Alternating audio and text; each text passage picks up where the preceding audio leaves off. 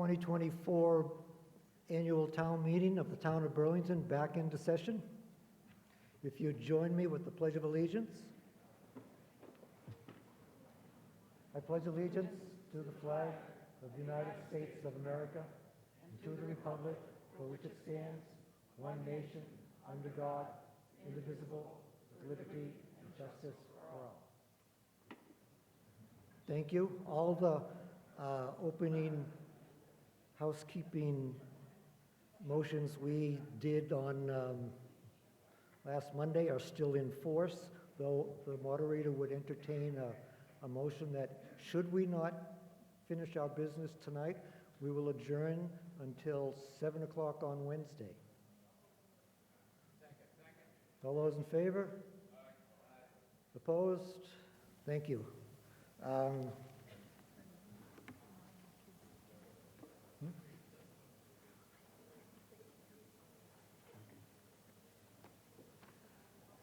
And there's a couple people to thank before we get going, the people who are going to be making sure you can be heard when you speak.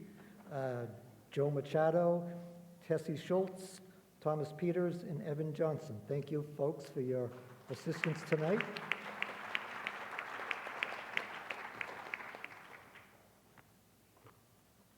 And as I think I said earlier, town meeting members in these two sections, please, and residents over there. As we go through the discussions on our town warrant articles per our bylaw, I recognize town meeting members first, but town residents are welcome to speak. You just have to wait till town meeting members get quiet, and then I will recognize you. If you raise your hand, then please stand and state your name and address and make your comments. Any questions?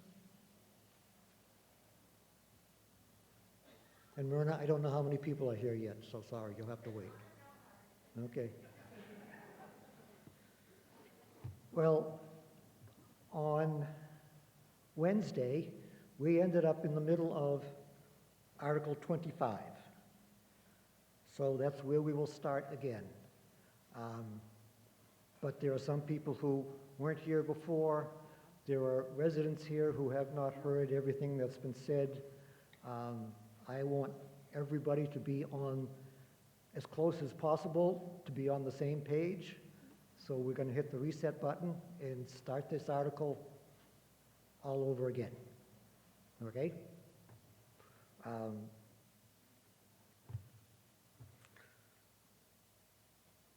So the article in front of us has been moved and seconded by the Ways and Means Committee to see if the town will vote to raise an appropriate, well, let me think. Let me get the right motion in front of me, the right language. Thank you. Okay. To see if the town will appropriate $6,720,000 for the purpose of repairing, replacing, and renovating the athletic fields at the Marshall Simons Middle School, same to be spent under the direction of the school department, including the payment of all incidentals and related costs and to pay for said appropriation. The treasurer, with the approval of the select board, be authorized to borrow said amount under Mass General Law, Chapter 44, or other enabling authority. Said amount to be expended under the direction of the school board. Now, we'll go to our committees first. Mr. Eiler, please, from Ways and Means. Thank you, Mr. Moderator. Since we are doing a reset here, I'll reiterate a few items and also have the minority report given again. All right, so as we stated, this is, there's two major components to this project. There's $1.95 million for the near upper turf field to repair and replace the field, running track, and add a track and field area. And the second part is $4.77 million for the lower grass field to convert it to turf, replace fighting, and add bleachers and so forth. As I mentioned, the typical process is departments and boards will work with administration and Ways and Means to propose things that are necessary or very desirable, and while fitting in with a responsible short and long-term budget. And therefore, since there's a lot of negotiation during this process, Ways and Means typically, almost always, votes in support of the initiative as it's worked out. But unfortunately, the case here was that we didn't go through that process really. And as a result, Ways and Means found a number of issues, which I'll highlight, to vote against this 4-8. So first I'll point out that in general, folks on Ways and Means thought that the lower field project in particular is something that could certainly make sense, and that there's something that needs to be done there too to improve the fields. They recognize that there is an issue with the field quality. With the upper field, it's a little less clear it's something that needed to be done right away, because there's 1 or 2 good years left in that field, was the indication. And we also didn't see any economies of scale in merging these 2 projects together. So there's a number of items that are basically duplicate cost between the 2. So it's not like things were cut in half if you do them at the same time. So financially, we did not see a good reason that these had to be the same project. In general, things will always cost more next year is not a good argument for doing everything this year.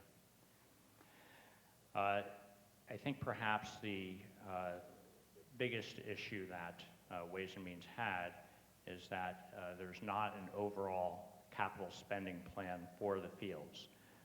And I'll want to clarify something here.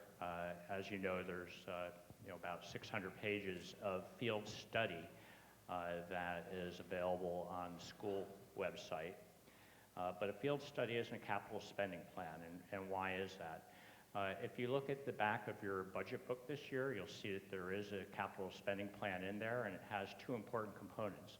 One is it gives a timeline of each proposed project, and it gives a dollar amount for each of those projects. So what you'll see in the field study plan is that it does have a timeline and an ordered set of events, which is excellent, but there is nothing in there about what costs are proposed for each year. So the field studies do show costs associated with various options, but it's not clear which options would be chosen. So for instance, a concession stand is listed as a desirable item for the middle school. That didn't end up being in this plan.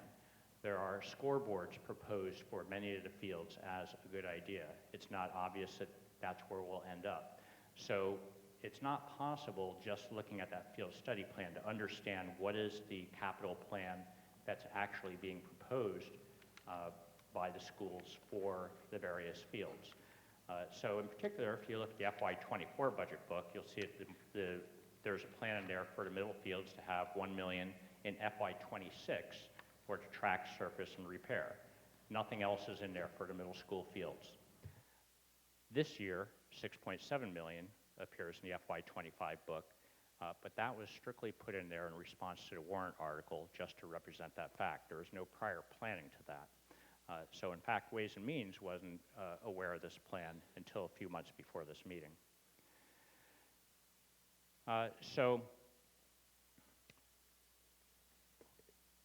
So a lot has been made about the concept of planning here, and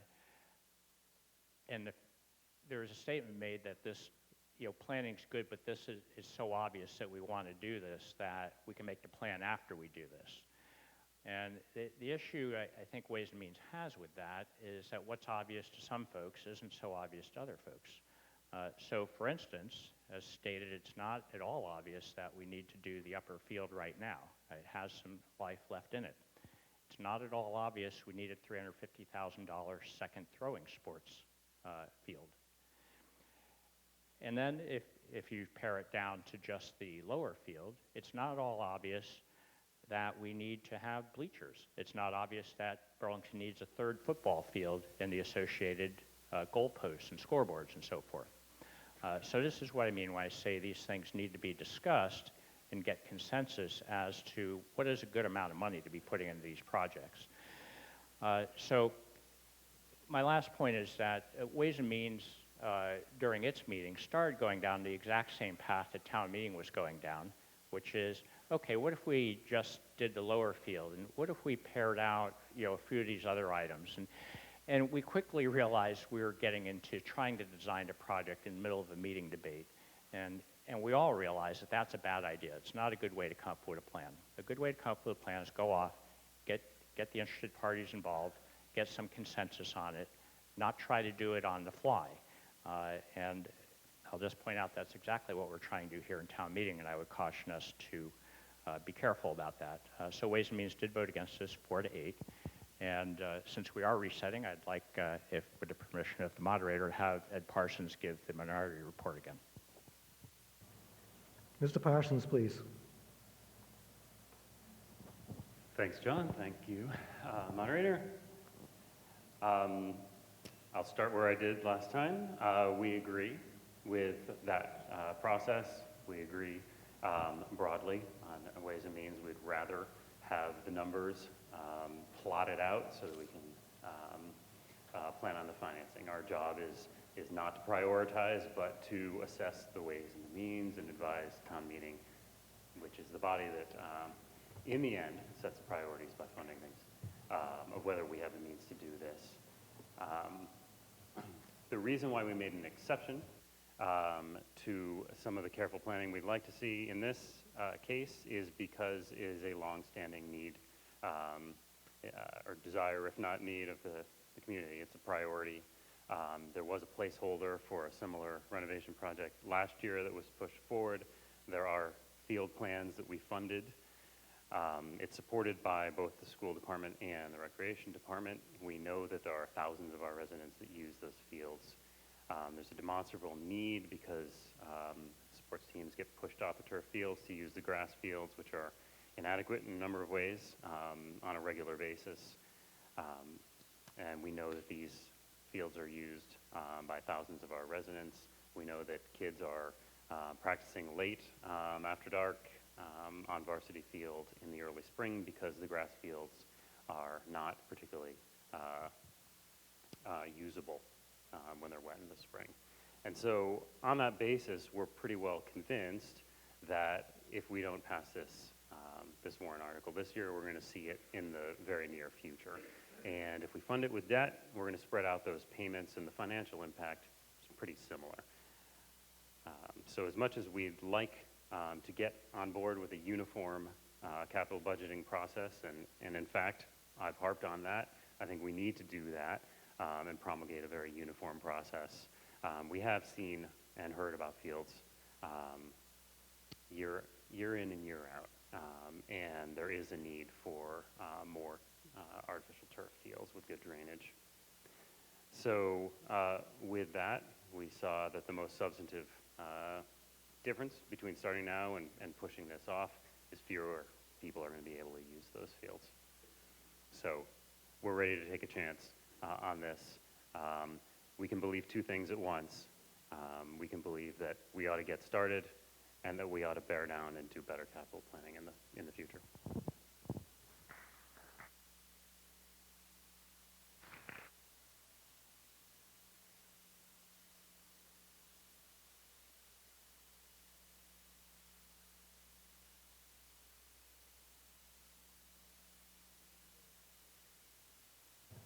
Yes, we're getting a presentation of the school committee.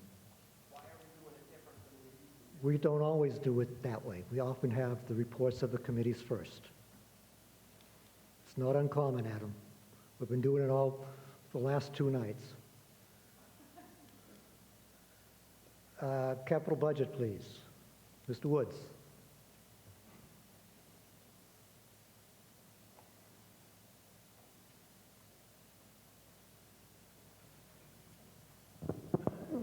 Thank you, Mr. Moderator. Mark Woods, Precinct 7. Capital budget voted 1 in favor, 4 opposed.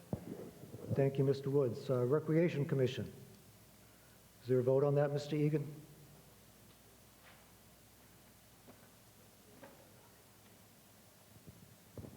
Mr. Gordon? The Recreation Commission voted 5-0 in favor. Thank you. School Committee. Mrs. Monaco. School committee initially voted 5-0 in favor, but after going to both Ways and Means and capital budget, we voted 3-2 to postpone for no longer than 1 year. But a lot of people were upset, so we reconsidered that. Actually, we rescinded it. And we voted 3-2 to rescind the vote and put it back on the floor. I changed my vote simply is how that happened, and voted to put it on the floor.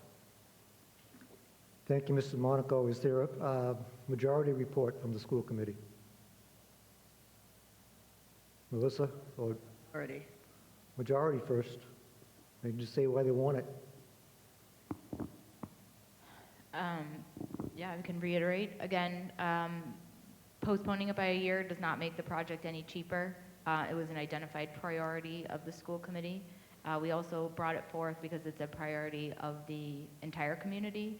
It was a joint project with the Recreation Commission. And again, the best time to invest in our fields was yesterday when folks were asking for it. So we need to get going on a lot of these projects. And we don't want to put this off by a year. It was carefully designed so that next year the kids can use it. And again, it was heavily supported, and we felt like it needed to go to town meeting. Is there a minority report? Ms. Wojcik, please. Thank you, Mr. Moderator. I want to start off by saying that I and others in the minority support this project. We support field improvements, and we are thankful for the work of everyone involved in this project, the Recreation Commission, the Recreation Department, Ways and Means, Capital Budget, and the administration, and everybody who's worked tirelessly to create and review this project in preparations for these discussions. I, along with Ms. Bond, voted to postpone this article until no later than May of 2025 for a few reasons. We lack all the necessary information to make an informed decision on this project.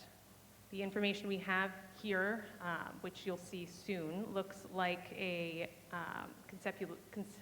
conceptualization of what this project might look like, and not a true design that we're voting on. We need a finished design to vote on. That's very important.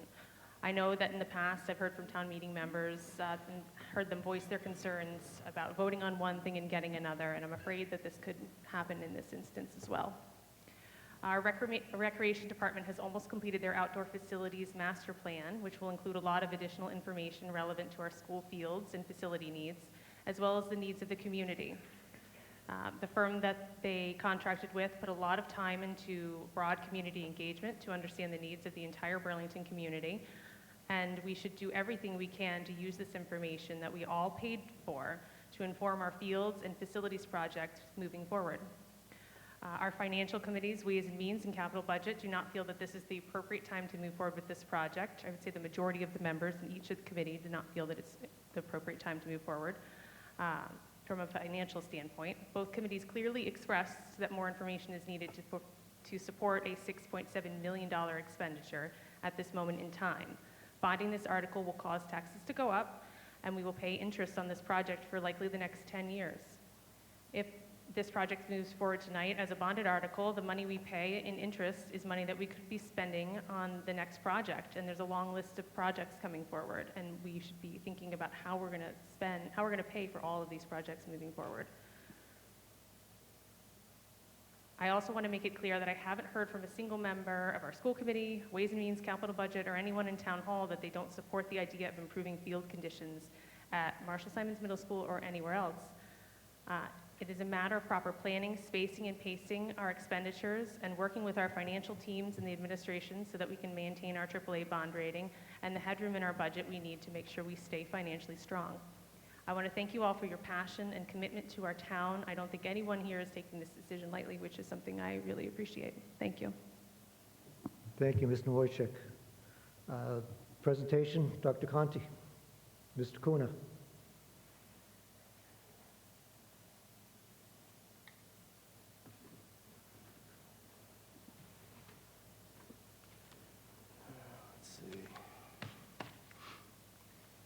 Thank you all. Thank you, town meeting members. And thank you to the chair. We're all here from Marshall Simons athletic field renovation. It's a hot topic in town, definitely, and I think we all want to see this project at some point. That may be tonight, but let's talk about how did we get here, right? So we're going to move first to the timeline. Need to make this clear that this was not an overnight decision. So in 2022, an athletic field study was approved by this body. In 2023, that athletic field study was completed, looking at over 24 athletic fields and over 930 pages, all right? What did we get out of that athletic study? We got a 10-year plan, and that 10-year plan addresses the Francis Wyman varsity baseball field that this body supported last year, and the next project was the Marshall Simons athletic fields, which is in front of you tonight. The 2024, so we've had a busy year, right? So we've had meetings with field committee meetings, including school committee members, rec committee members, athletic director, and community members.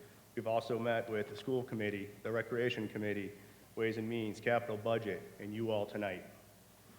The 2024 middle school renovation requested at town meeting is identified as the top priority for the school department as far as athletic field goes, all right? So hopefully you can all see this. These numbers are expensive, I will admit that, right? But it does cost a little bit of money to get the quality field that you all want and that this town wants, right? So it's broken up into two parts because there are two fields. The existing field is on the low side of the page, and what that would get is a renovation to the existing turf field, a renovation to the track, and then some upgraded components that we do not have right now at the middle school, which would be some athletic field and track and field aspects, right? On the upper part of the page, you're gonna see the backfield, which is the grass field renovation. There's a lot to digest in this. This is a full renovation, right? So this is a complete scrape down of the turf that's there. When I say turf, grass, building up the structure, building the complete infrastructure underneath for drainage, putting new turf on a multi-use 1.5 times field. This also addresses some accessibility issues, including access walkways to and from the field and to and from the backside of the school building, which we currently do not have. This also adds lighting that is lacking from the backside field and seating, which again is lacking from the backside field. So this is the flyer that we all created to send around to you members here. This gives an idea of what we're talking about as a big picture. You'll see in the center, it shows the existing turf field down the bottom, the track, and what the new field could possibly look like. I say could possibly because this is the field that you all want, right? So we can make this a couple of different ways. But when we listen to you all, what we hear is that soccer and lacrosse could be the main priorities or should be the main priorities. We can paint this field any way we want for any season, but as far as striping it, this is what we hear the most. We want more lacrosse fields and more soccer fields. You'll look in the top right-hand corner and see that there's some track and field events, again, that the school lacks. You'll see a section, I'll try to point it out with this mouse right here, in the middle of the screen, which is blue. That is an accessible ramp. So the backside of the school, the parking lot and the school itself is elevated, and there is no accessible route down to the field without going more than 1,500 feet through the parking lot. So for students during the daytime and any community members who want to get from the field after school hours, they can't go down the ramp that's there right now because it's not accessible. So this would add that in and include some seating capacity on that ramp. A couple of other pictures you'll see. I don't have a laser pointer on me, so I'll just go into some slides. This is not the colors that we would pick because they're not Burlington colors, but what you'll see is a multicolor track, new turf field, end zones. I'm sure we would designate some way with Burlington, and we may even throw a Burlington logo on there somewhere, right? If we move to the next slide, you'll see the concept that I discussed earlier. This is what a multi-field could look like, and this is what we would be proposing. It shows 2 soccer fields concurrently, or you could have a lacrosse field. Again, these are a rubberized track. Now, this is, again, for the full project, so this would be on the front field, not on the back field. So the grass field does not have a proposed track, just the front field does. Accessible walkways. Please remember right now that from the parking lot closest towards Wynn Street, you can only walk to the track right now. You cannot get to the backfield in an accessible route because you need to step off the track onto grass and then down a hill. And from the back parking lot, you need to come down a hill to access that. So these walkways would address that area from the back parking lot and the front parking lot and in between both front and back fields and both sides of the field. That is the intent of these walkways. The next picture is accessible ramp. This is what we're intending to install from the back side of the parking lot to the field. This would come down that hill, and at the bottom you would be met with those accessible walkways, and then you could choose to go left or right, either to the new turf field or the current turf field with the track.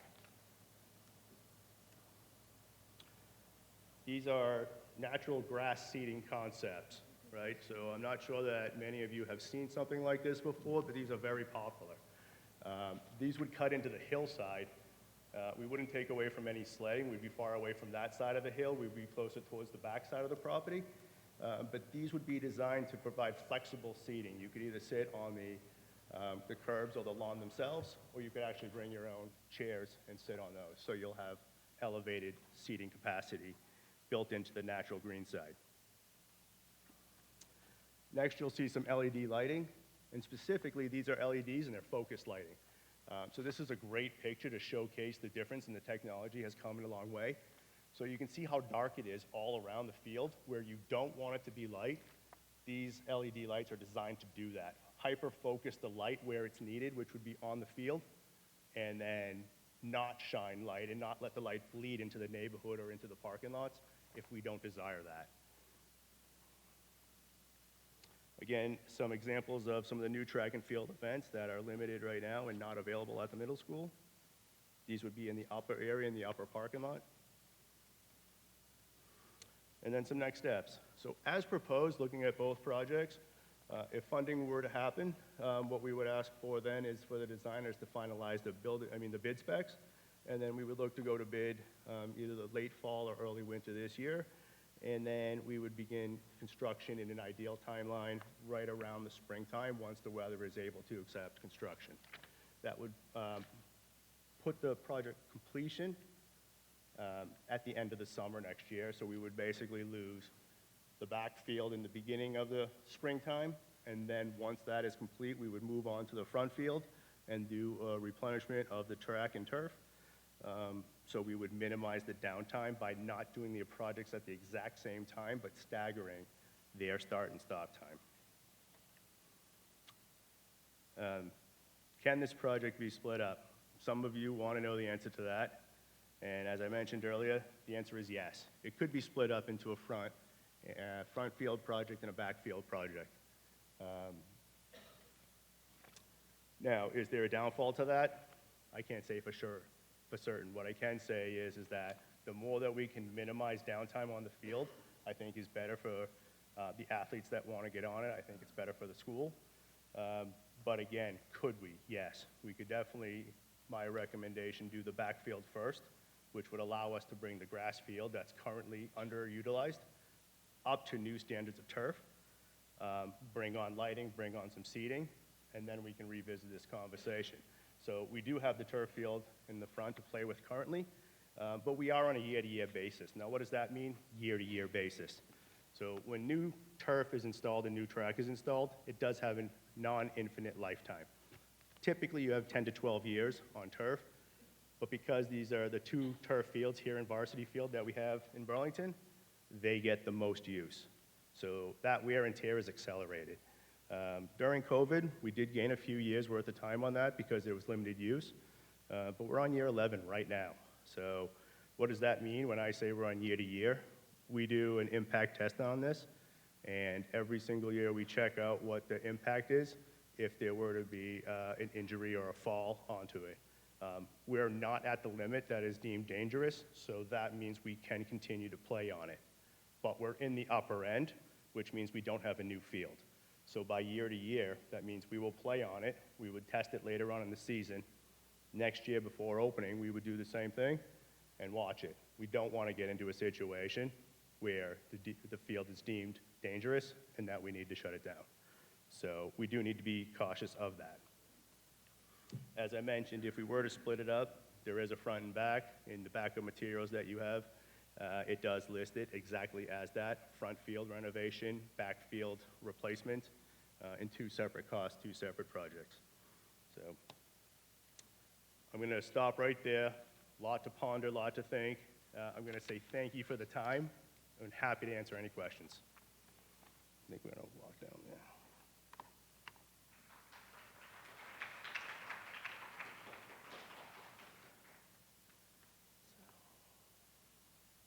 So, Bill. We haven't gotten quite to discussion yet, sorry. First thing we're going to do is, I have an amendment to present. If you could put that up, Amy.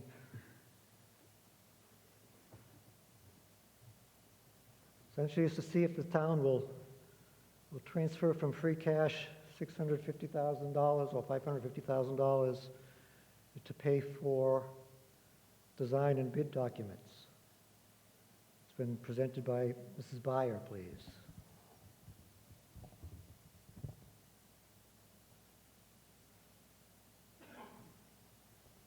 The amount, is this working yet?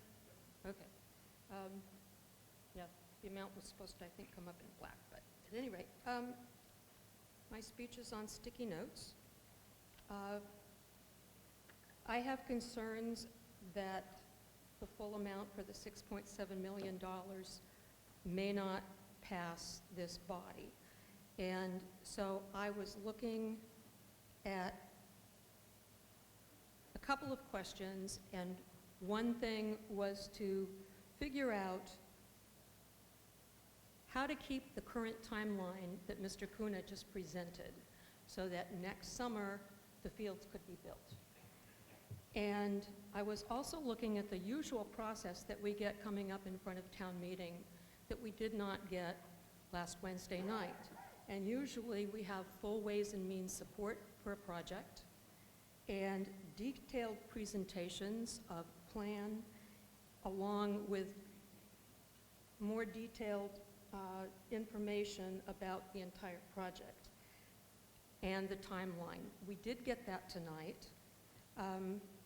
However, what I was looking at is,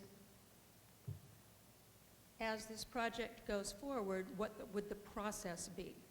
And the process would normally be, as with the police station, you would send it out for a full design, and you would then get the bid documents to be able to go forward on that. And if that was what we would pass tonight, it would need only a majority vote, not a full 2/3. So that would enable us to get started on the project. And then what would happen after that, once that's in progress, then in September, we will get the full report coming from the rec department on the fields that are already there. Ways and Means in October, November, somewhere in there, gets certified free cash. And at that point, we know exactly how much would be available to fund the field projects at Marshall-Simons. And so that could be voted on in the January meeting.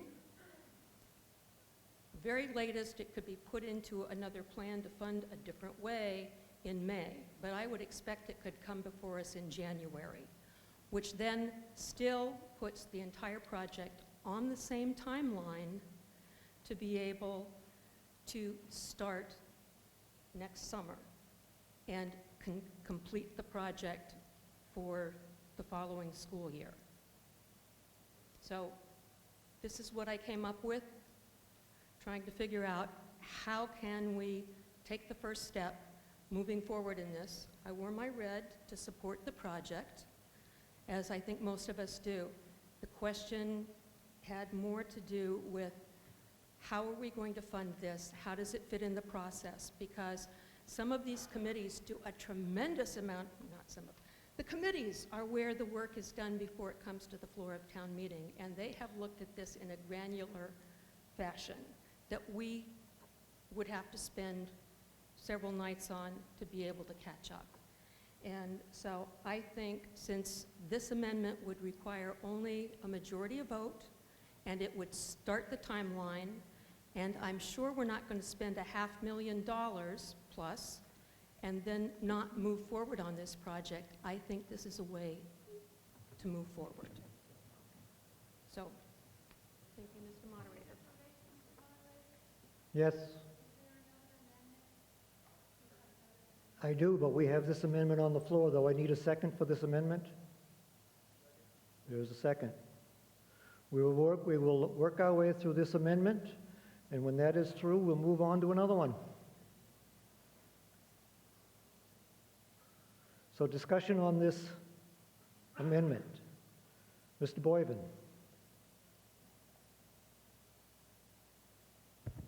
Thank you, Mr. Moderator. Bill Boyven, Precinct 1. I think this is an interesting compromise, if you will. It takes us in the right direction, keeps the same time frame. I think it's a very smart step. And what I would like to hear is some comments from Ways and Means on the impact of spending $500,000 from free cash, if there's any concerns about that as this part of the proposal. Thank you. Mr. Eiler, I realize you have not had a meeting to discuss this, but somehow I figure you're probably not short of opinions. So if you could make a comment, and if other members of Ways and Means also would care to chime in, please do. Mr. Eiler, please, and we'll get to Mr. Parsons. Thank you, Mr. Moderator, and your confidence in my ability to have an opinion. So this just came up today. It is an interesting compromise. $500,000 is better than $2 million, is better than $6.7 million. So from that point of view, it's better. I'll admit I'm a bit on the fence here. I would say that the key thing, and this is my personal opinion, is that it's important to not start spending the money doing the design until we do the part where we get everyone in agreement with what we're trying to design.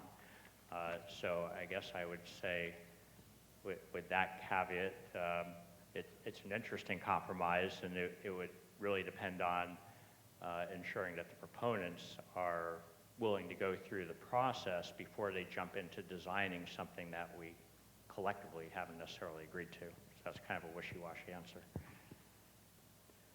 Mr. Parsons, please.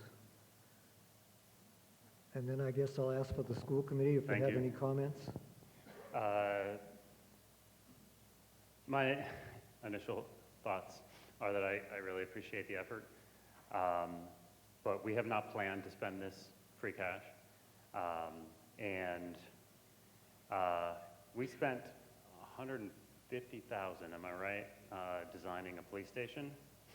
Sorry, I don't have internet. I was going to look it up, how many soccer fields there are in the world, and wow you with facts.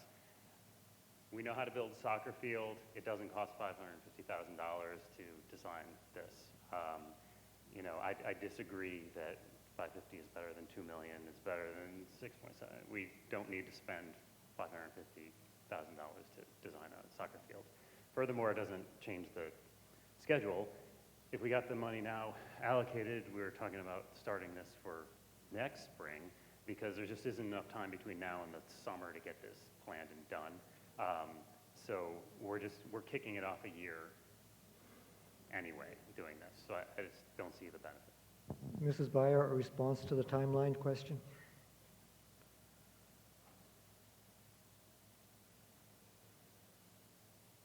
I'm not sure with the timeline question so much as Mr. Parsons brought up the amount, and I called around and got that number in making phone calls. I don't know if that's the best number or if it's high.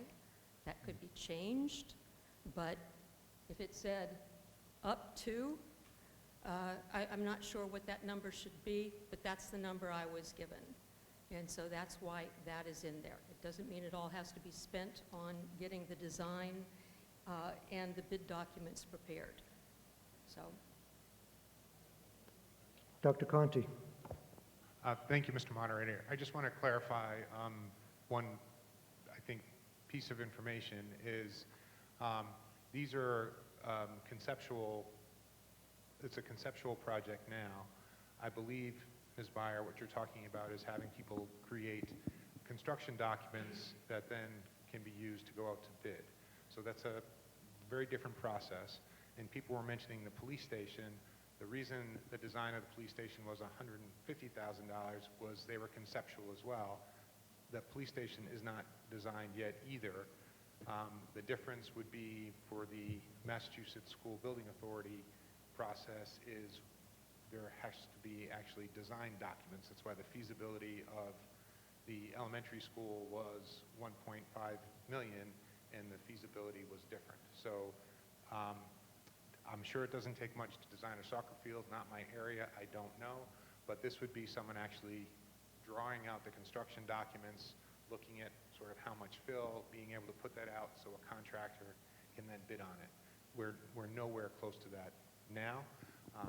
I think having those documents would require input onto what the design would be. It would need to be very specific. Then we would come out with, again, a much more specific price.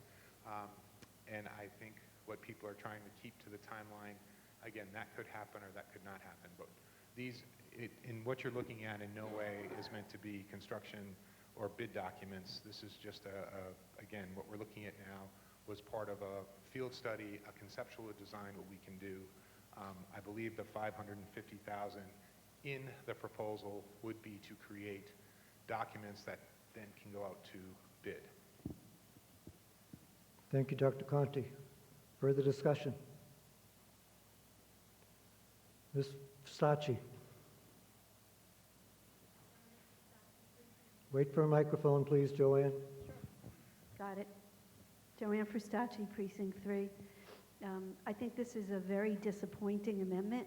We were discussing an amendment last week that would just downward bring the price by about $2 million so that we could only do the brush field and create a new artificial turf field at the brush field and wait on the replacement of the artificial turf field itself.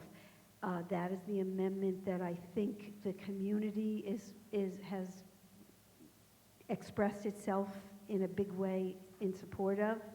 And if we vote on this, it's just the same thing as taking the whole project and voting no on it for this year. So I am against this, and I can't wait to start discussing the next amendment. Thank you.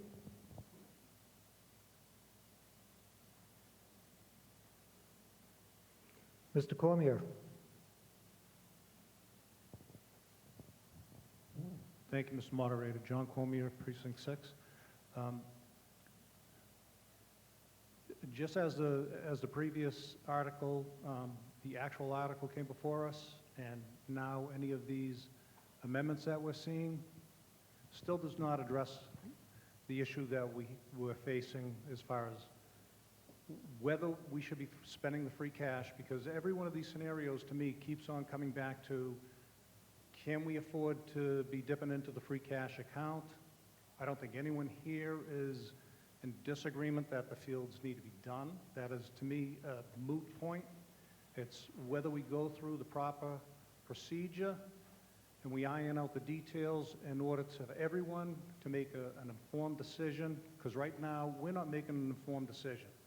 We don't know the details of this project. We hear a lot of stuff about some of the fields, some of the track, the seating, ramps, and on and on. As I think Mr. Eiler had pointed out, scoreboards, lighting, there's a lot to be ironed out that we never bothered to go through the normal process, and as someone had sat on Ways and Means for a number of years,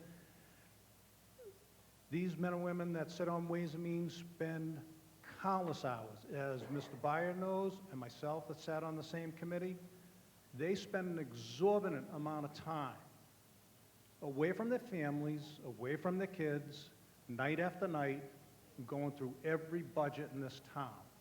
This is not on a whim that they decide that this isn't something that they want or don't want in the way of a warrant article. They go through a very specific process in order to make everything happen financially to this town.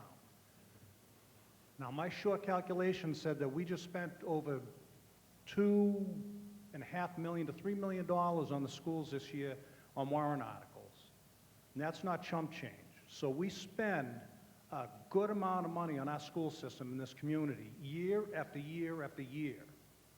And because we have one project that I realize everyone wants, and they want it deeply and they want it now, but that doesn't negate the fact that we should be going through the normal process so everyone has all the details and they vote on something that they know exactly what they're going to get.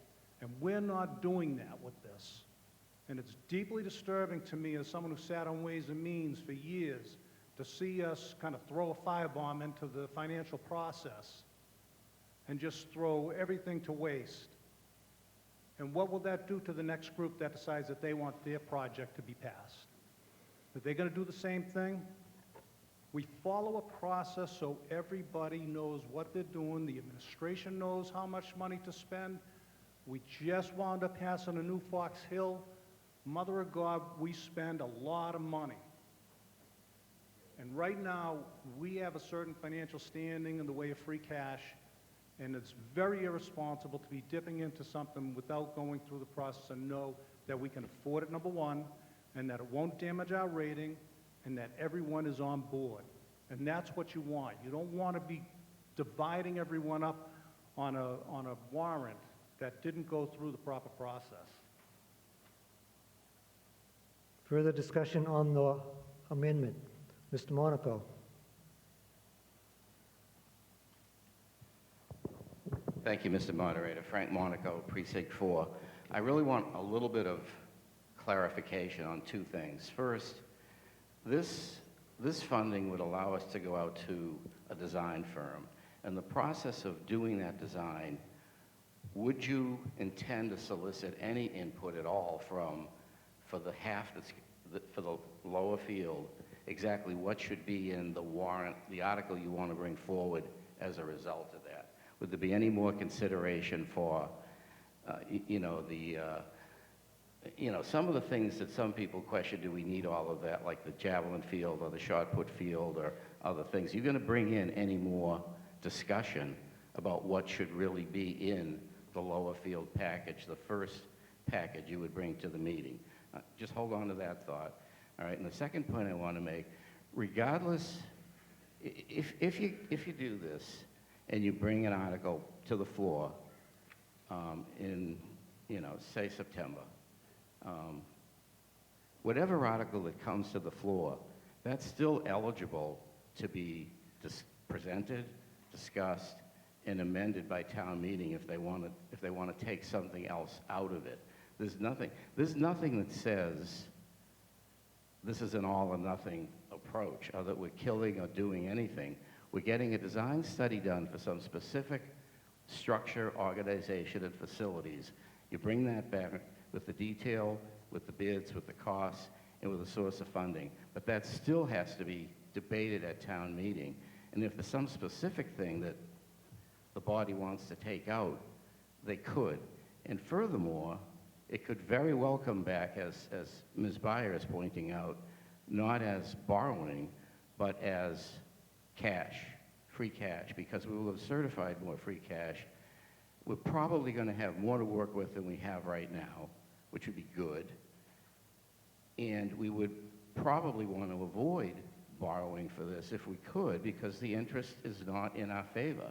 No one wants to pay 5% interest on these things if we can avoid it. So I don't see the problem with doing this work, getting detailed and more input on what we really want it to be, pricing, bring it as an article to the floor, and then debate it one more time with the intent to pass something and fund it the next time it comes forward. That's what I would expect. Thank you. Mr. Kelly, oh, excuse me, Dr. Conti, did you have a response or comment to Mr. Monaco's comments? Thank you, Mr. Moderator. Mr. Monaco, I would say, yes, people could influence that, but again, I would say to a degree. I'm sure the design firms could offer different options, like different grades of synthetic surface. What I'm saying partially is I'm sure if there's a recommendation for so much fill and drainage, that sort of has to be something that an expert tells us, but I'm sure there could be other options that people could choose from or sort of adjust and adapt from that process or from the documents. Mr. Kelly, please.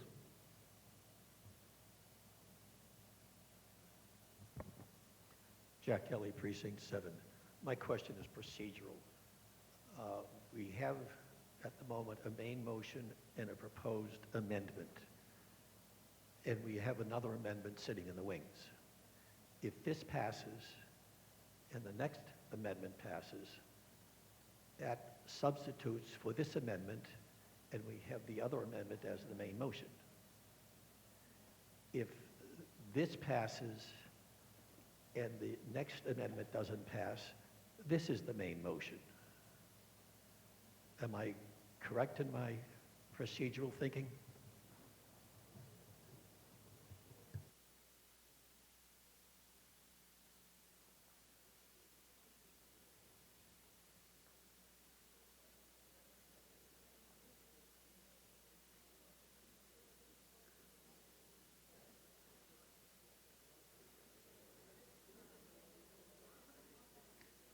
Yes, Mr. Kelly, first we will vote on this amendment.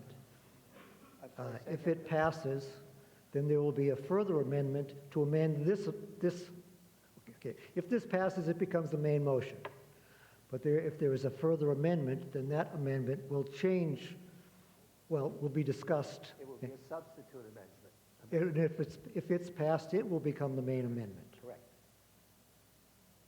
So we will end up discussing both of them, if that's your question. I think it's important that we all understand procedurally what we may be walking into. We should understand that clearly. Yes, we will go through both amendments, Mr. Clerk. Okay, as long as people know what the results might be. Mrs. Byer, you had a question? Yes, Mr. Moderator.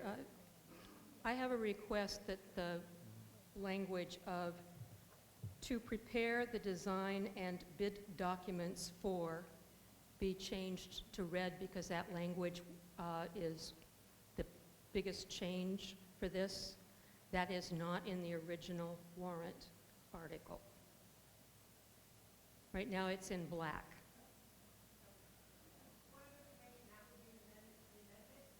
No, it's asking for the correct display of the amendment that was submitted. I don't know how to get it up there to you, but...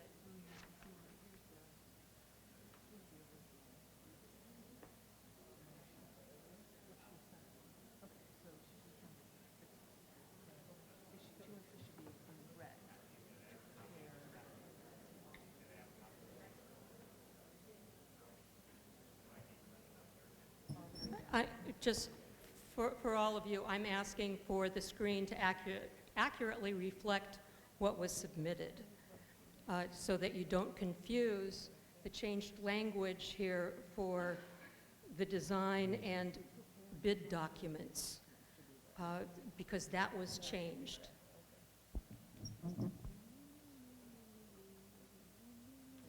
Okay, there we go. That should correct the amended language.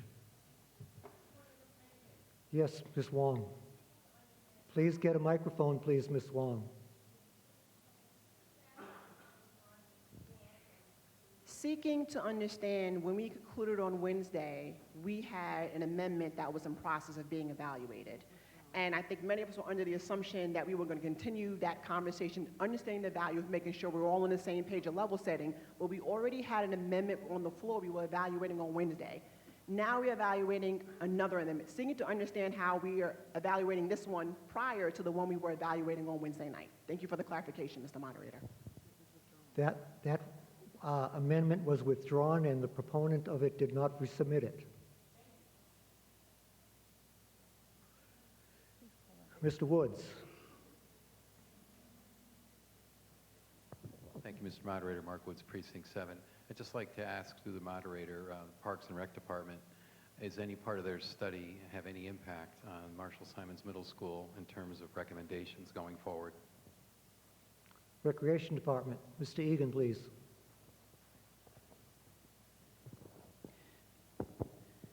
Thank you, Mr. Moderator. The study that we are doing is outdoor facility master plan. So it incorporates all of the outdoor facilities at our parks, at the in town properties, playgrounds, and at the schools. They incorporated the athletic field master plan that the schools had done a few years ago into that. So it won't have any new recommendations for the athletic field. It takes the plan that was completed last year or the year before. Thank you. Ms. Willard, oh, excuse me, hold on. Mr. Pearson, online.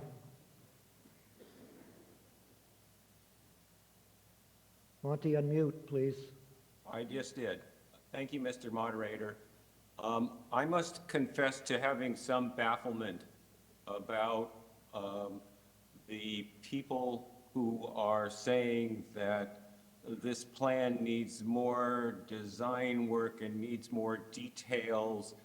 I would remind the body that we just passed a $46 million plan for a police station, and there were no design specifics. There were no drawings to show us, or there were only a few drawings to show us. We have had presented to us tonight a lot more details about what the fields would look like and what kind of changes would be made than we had with the police station. We went and we changed the zoning on pieces of land that the police station design didn't know whether or not they even needed it. So I really think that the plan for redoing Brush Field, they're going to do soccer fields and lacrosse fields, and they're going to have some seating, and they're going to have some ramps, and they're going to have lights. I don't know what more details the Ways and Means Committee needs to be satisfied. It feels to me like these kinds of arguments are mostly just saying, I don't want to do this plan, and we don't want to spend money this year on fields. And I think that there is a big cost to us not doing the fields, at least one of the fields right away, which is that the young people who actually use all of our properties, and many hundreds of kids using them, are not going to have appropriate fields for another year. And so we're just putting it off so that we can, I don't know, have more details about a plan that is already far more detailed than many other things that we support. So I'm against this amendment, and look forward to an amendment that will talk more about how to split up the spending so that we do the fields in some kind of sequence.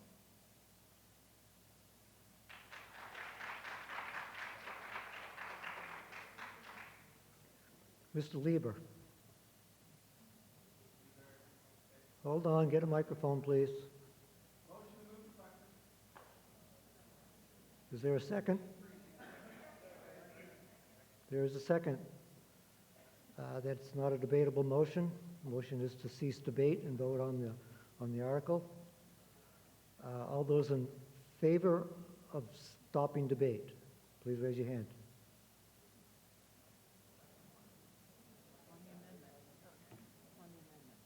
Right, stopping amendment on stopping debate on the amendment. So raise your hand, please. All those opposed?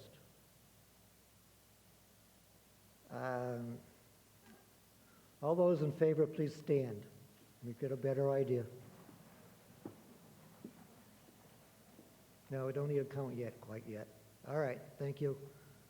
All those. Okay, sit down, please. All those against? Not yet.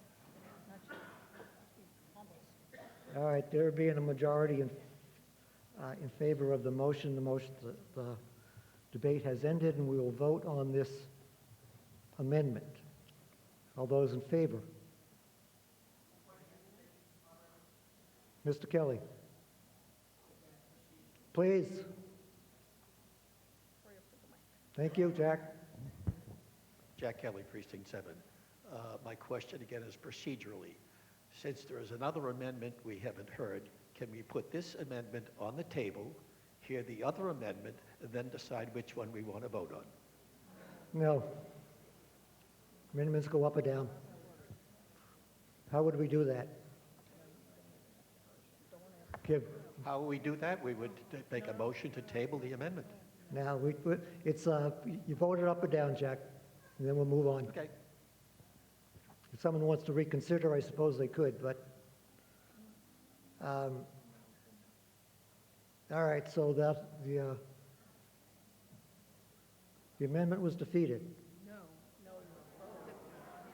amendment, you haven't voted on the amendment, you closed debate. So it's a closed debate.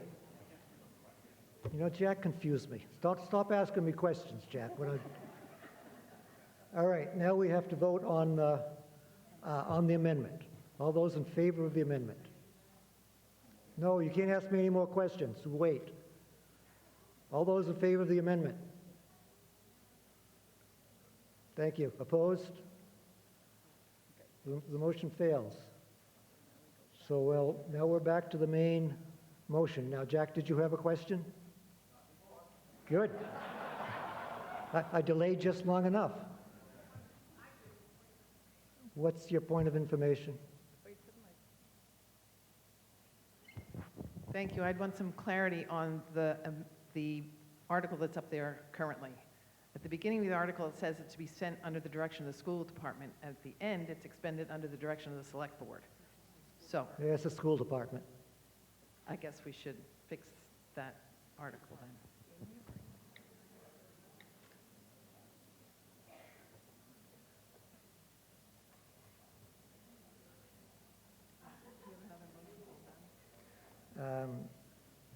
Yes.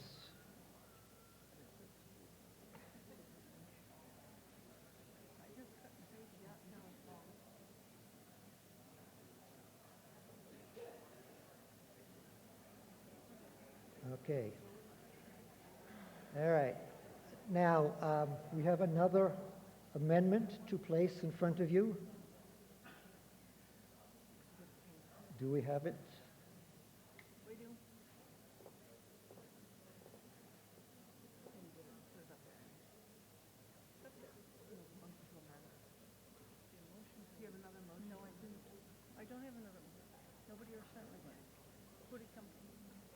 Tucci.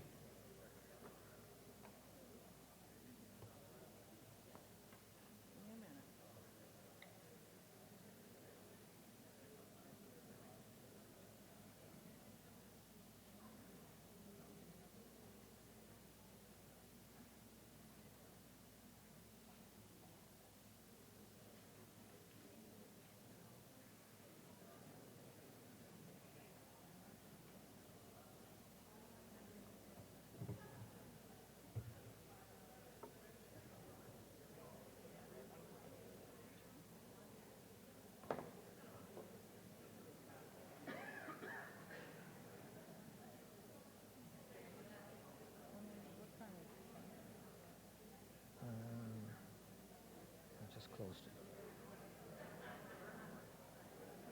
Okay, 2:22.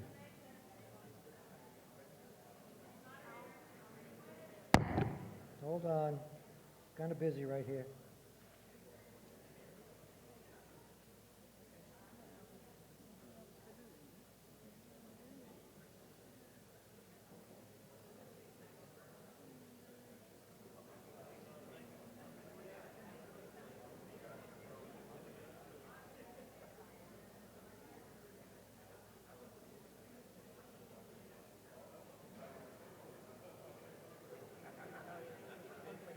That's all right. Okay. Someone had a point of information. Ms. Saltman. Nope. Let's keep going, Myrna. Let's get this one done. And Myrna, there's 102 people here. 106, excuse me.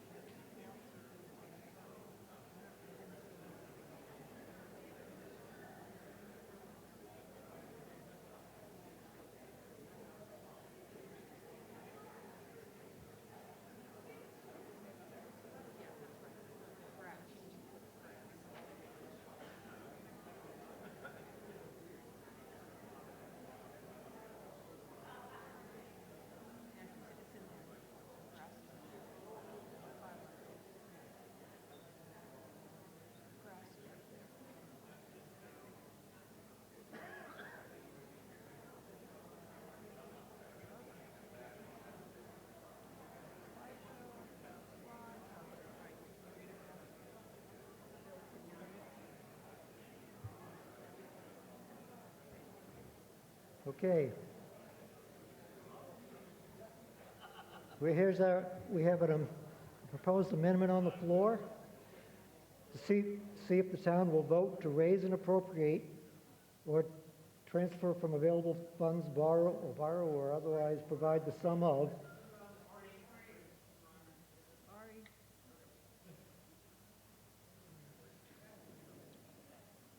your clairvoyant powers weren't working? Is that the problem out there? Okay, everybody can see it now. This is what we're working on. To see if the town will vote to raise and appropriate, transfer from available funds, borrow, or otherwise provide the sum of $4,770,000 or any other sum for the purpose of repairing, replacing, and renovating the grass athletic fields at Marshall Simons Middle School, same to be spent in the direction of the school department, or to act in any other manner in relation thereto. Proposed by Mr. DiTucci.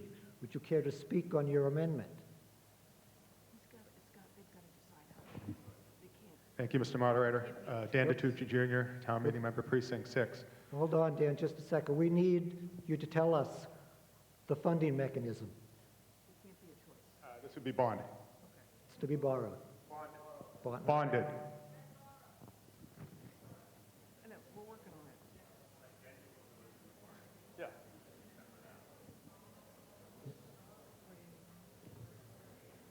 All right, it's going to be borrowed. Let's move forward. Everybody set?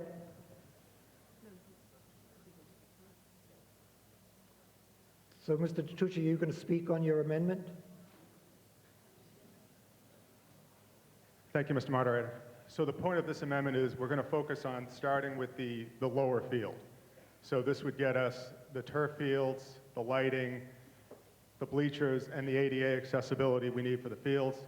It would prevent us from spending an additional $2 million this year for the upper field, which, as Mr. Kuna said, we have maybe another year or two. And we're really hoping that we can get the support of this, as I think this would go a long way for the town. Thank you.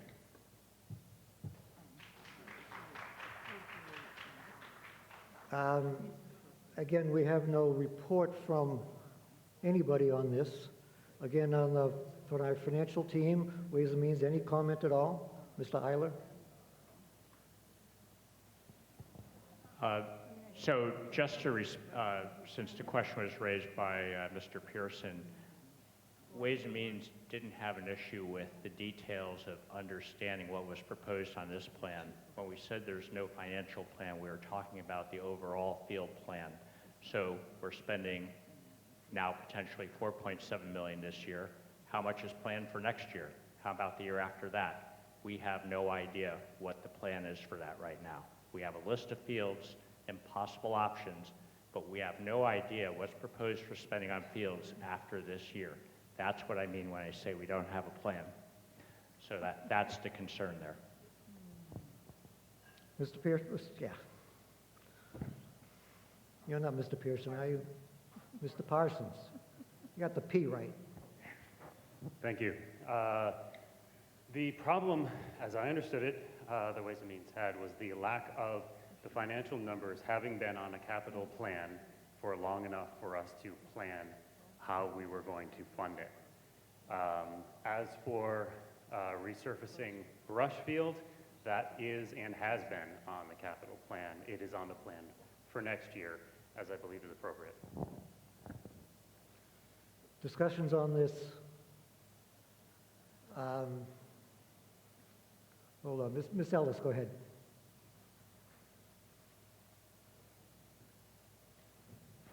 Thank you, Mr. Moderator. Sherry Ellis, Precinct 3. This question is really clarification from what Mr. Eiler said, through you to Mr. Eiler. The turf field at the middle school has been there for 10 years.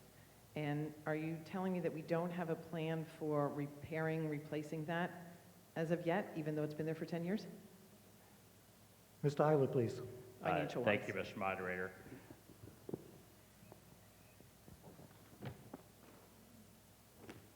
So as I mentioned in my opening statements, as of last year, the capital plan, if you look back in your budget book from last year, you'll see it has $1 million in there for FY26.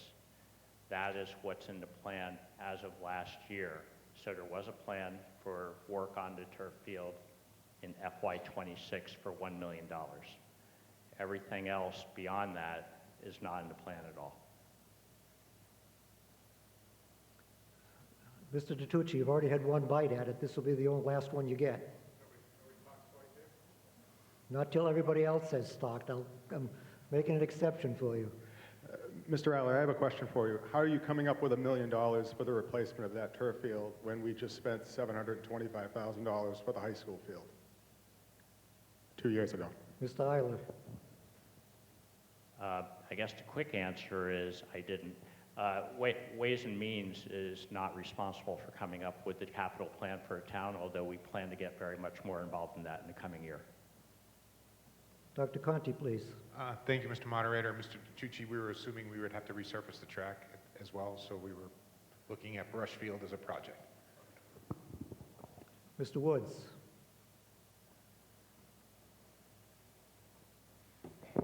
Thank you, Mr. Moderator. Mark Woods, Precinct 7.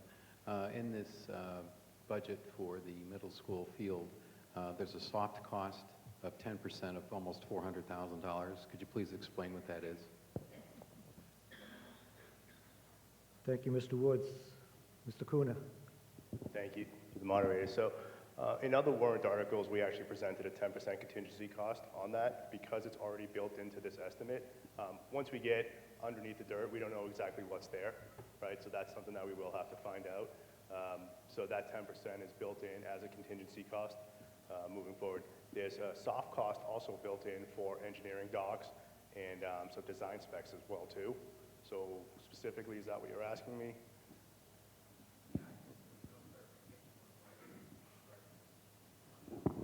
Okay. Yeah.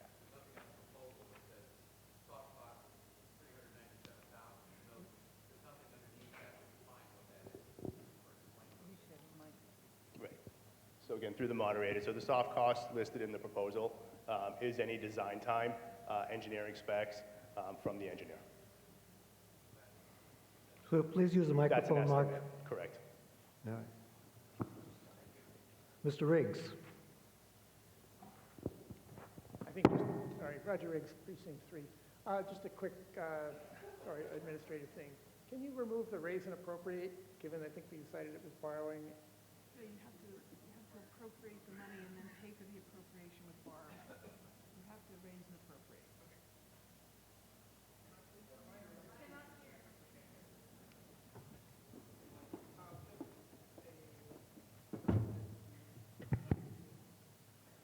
You have to appropriate and then pay for the appropriation with borrowing.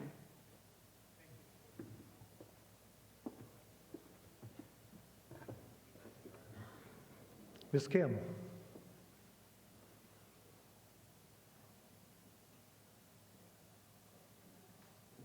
Hello.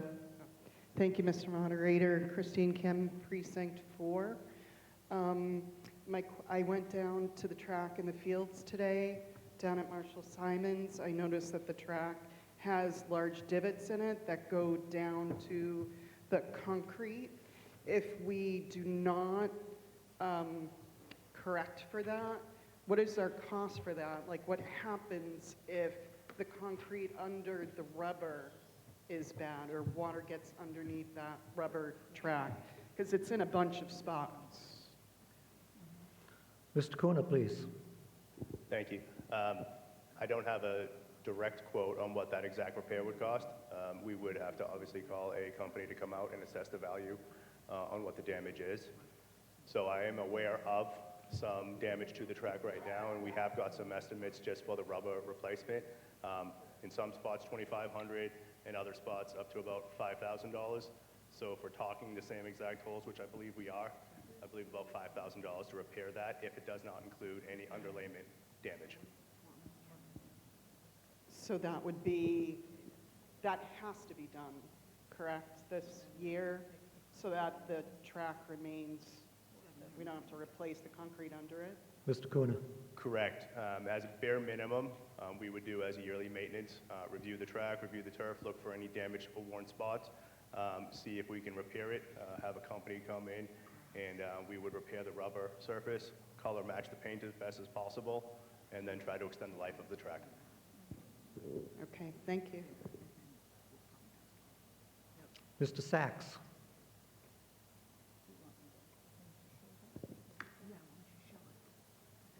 And we'll come down to you. John Sachs, Precinct 7. We passed with some debate, not much debate, $45 million for the police station, which we desperately need. In September, we're almost going to certainly pass 60 some odd million for the other grade school. And we're spending 2 full nights on this $6.7 million on this playing field. It strikes me, if the police station came in at 48 instead of 45, and the school came in $3 million higher, they would have passed. I think this is a perfectly good compromise, and I think we should pass this and build it and move on, for God's sake.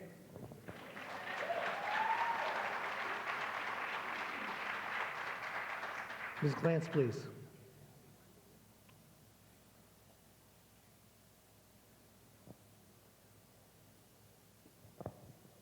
Hi, Lori Glantz, Precinct 1. I am definitely in support of fixing the fields. I wish this was done 10 years ago. Just a question in terms of planning, will this go into school committee, and who's going to have input on the designs? Maybe, they could speak about how the public can get involved in deciding how we're going to improve this. And again, totally in support of it, just curious about how the process is going to work in terms of what is put in, what is, decided upon eventually, the final design.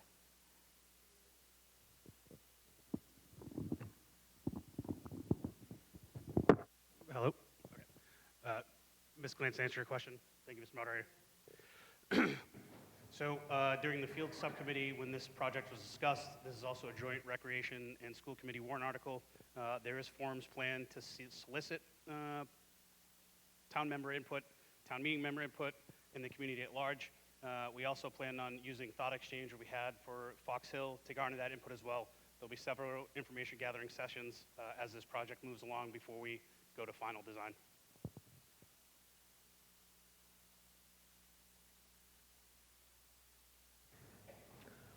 Hold on, we have a slightly amended amendment to make it a proper article for a borrowing, if I could read it. That the town appropriate $4,770,000 for the purpose of repairing, replacing, and renovating the grass athletic field at the Marshall Simons Middle School, same to be spent under the direction of the school department, including the payment of all incidental and related costs, and to pay for said appropriation, the treasurer will, with approval of the select board, be authorized to borrow said amount under MGL Chapter 44, or any other enabling authority, said amount to be expended under the direction of the school department.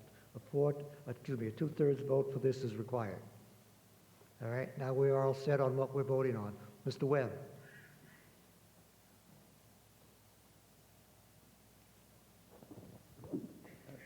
Thank you, Mr. Moderator. Dave Webb, Precinct 7. I have a question about that backfield.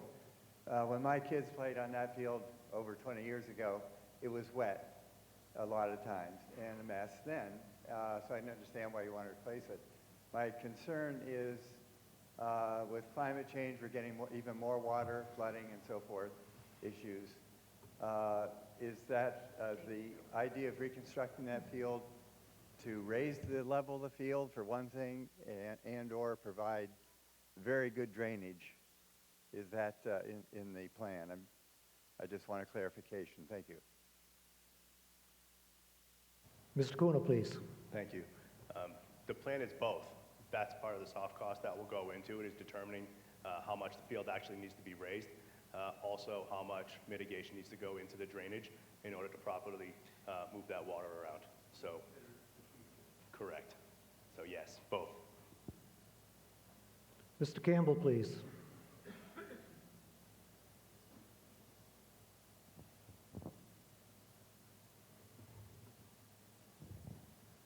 Chris Campbell, Precinct 1.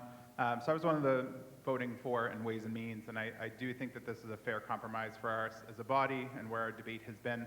I will say, as having a daughter who's just started using the middle school field, there was a great nor'easter last November where we were on the main middle school field, and I was just watching the water level rise on this brush field. And it was the first time I really started to pay attention to that field and just how poorly damaged it is. From there's been a lot of work that we've had conversations on the field. I in particular have been very interested in this. The rec department's study, if you have not read it, I thoroughly suggest you do. It has about $50 million of recommendations to our field alone, and that is not, the school one. That is not this combined rec and school one that we're about to see. So this is a priority. We do need to be moving on these. As somebody who voted in favor of the combined one, I'm glad that we're actually talking about this because I think this is what we're all here for. I'm happy to vote for this compromise, but knowing that, we need to continue to prioritize these fields, as well as our buildings, as well as everything that this town is going to continue to need as we do these hard conversations. This is good for our town to have these conversations. I know it's taken a lot of time, but this is the most debate I've seen over some of our finances in a while, and this is important because this is what all of our subcommittees are doing in capital budget, and Ways and Means, Select Board, School Committee, and it's important for this body to have these conversations because we are only a subsect of our entire population. Ways and Means is a subsect of here. It's great that you have all the trust in us, but you need to be kicking the doors yourself. You need to be watching this and having this, and this is good for our town. So I will be voting in favor of this amendment. Mr. Everett. Then we'll get to you, Mr. Sinesi. Corey Everett, Precinct 6. I kind of want to get into the crux of the issue. This seems to be a situation where, I mean, in my opinion, I think we should be getting as much life out of the existing turfed field as possible. So, you know, my thoughts are, which plan does this? Is it the 4.7 million one or the 6.7 million one?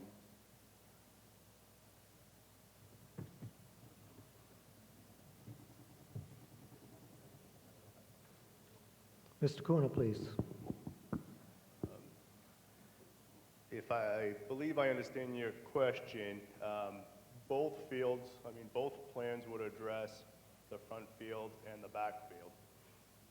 For $4.7 million, it would only address the back field, and we would then have to maximize the current field for at least one more year, if not longer. Mr. Sinesi, please. Thank you, Mr. Moderator. Adam Sinesi, Precinct 1. I actually have a couple of questions. My first question is through the moderator to Mr. Kuna. Am I of correct understanding, we're not currently in ADA accessible compliance from the school to the field, are we? Mr. Kuna, please. Thank you. So technically from the back, no. because there is a non-ADA accessible ramp that goes down now. We're not. The parking lot, yes, and then the lower entrance, yes. It's just impactful to get from the school down to that entrance. Okay, I understand that. So I do have a follow-up, and it's actually through the moderator to Mr. DiTucci, who filed the amendment. Does this compromise plan address that issue? Mr. DiTucci. Thank you, Adam. It does. I mean, we're addressing everything in the top section of this page, which includes ADA compliance. Thank you. Ms. Saltman.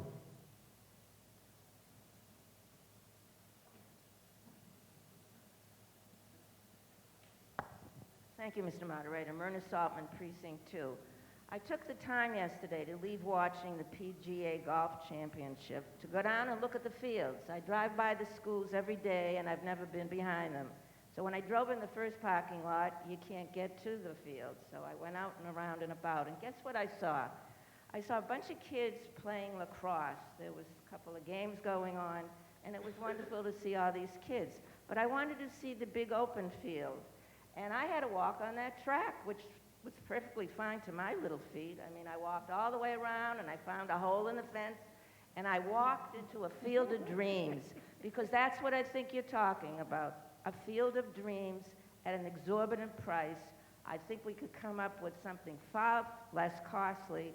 We never get the numbers as to how many kids are playing on these fields, how many are in the school, how many teams, and it's always we get the to the moon numbers and not down on the ground numbers. So I am not in favor of this in any way, shape, or form.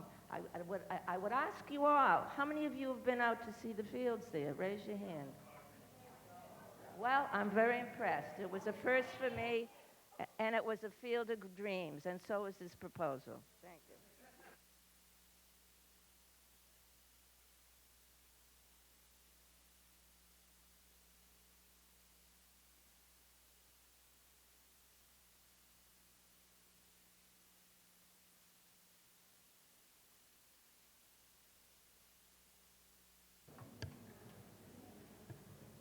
Mr. Collins.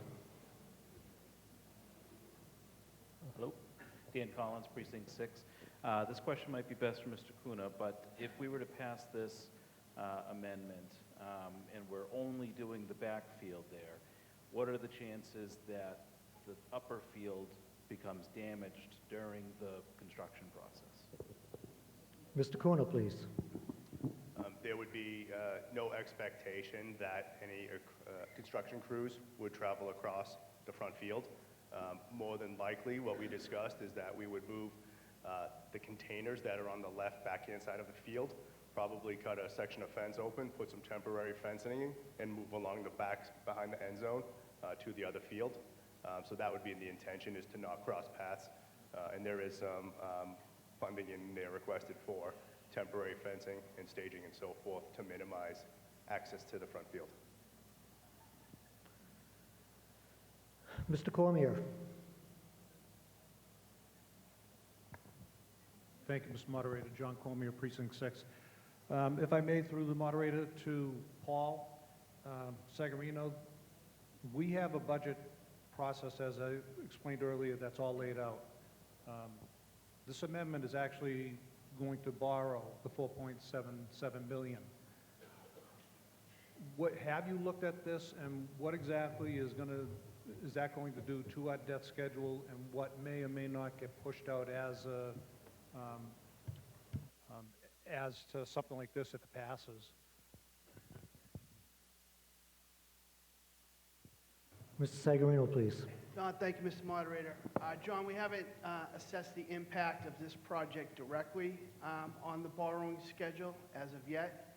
Obviously, it will have some impact. There's a lot of projects on there, but I don't believe that it, in the big scheme of things, if this is something town meeting wants to move forward with, it's something that fits on the debt schedule. This gentleman here. Could I just follow up on that just a bit? Go ahead, John. Sorry. My concern would be is that something is going to move It always does, and it always has. If you're trying to fit in that into a debt schedule, something else is going to be pushed out.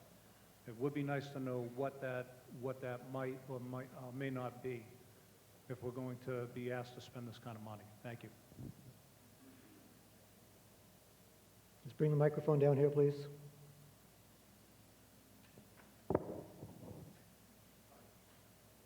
Just wait a minute. Hi, TJ Flynn, Precinct 2. First, I want to just recognize the kids that showed up today. I know we've had some debate here, but usually local government isn't the most exciting thing for kids, so I appreciate you coming out. You might not get a chance to talk based on everything that we're discussing, but I just want to recognize them. Beyond that, I think I agree with a couple of the other speakers that this is a good compromise. It seems like everybody kind of agrees that eventually these fields need to be done. So this will reduce our upfront costs right now. I understand that there's procedural issues that a lot of people have, but I think the reduced cost on this initial one and then reevaluating and fixing Brush Field in another year or two is a good path forward. Mr. Boyven, and then Ms. Angelo. Thank you, Mr. Moderator. Bill Boyven, Precinct 1. I would just like to remind people that there are wetland resource areas in proximity to that back grass field. So, what you're planning or visualizing and filling and regrading would have to meet the requirements of the Wetland Protection Act of the state and bylaws and regulations of the town. So it would have to come before the Conservation Commission, the plans, and that may have to be modified in some fashion if necessary to protect the resource areas. Thank you. Ms. Angelo, please. Mr. Everett, you've already had your bite at the apple. You'll have to wait till everyone else is done before you get a second one. Thank you. Pat Angelo, Precinct 5. This weekend, I did a lot of walking around my neighborhood in an unsuccessful attempt to lose weight, but at least I was out there walking. However, so I saw a lot of people who were out doing yard work, and I didn't know these people, but I stopped to ask them what they thought about this article because I knew it was pending. And what everybody said, well, one person said, "Are you people out of your mind? We've just got a big increase on the taxes because of the police station," which they kind of went along with, but they were not happy about the tax increase. And they're saying there's a lot of people out of work, and plus I know people who are working in the food pantry, and they said the number of people coming into the food pantry is increasing. So even as we sit here, somebody to the right or left of you, any one of us, could be in arrears in their bills and not even saying anything. These are tough times. So people are worrying about buying bread and milk, and they have very little sympathy for somebody who's looking for grass. I mean, these are tough times, and we've got to remember the people, not only us sitting here, but the people who are at home.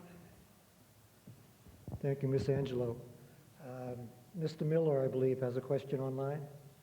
Yes, thank you, Mr. Moderator. Dave Miller, Precinct 4. I have something I think applies both to this amendment as well as the original article. I want to expand a bit on something I heard Mr. Kuna mention, that is safety issues. Do the current field conditions pose risks? Obviously, we don't want anybody getting hurt, but is the town also exposed from a liability point of view, especially if the town knew about problems but didn't address them in a timely manner? Can somebody speak to this? Mr. Kuna, or Dr. Conti, on liability issues if we don't fix the field?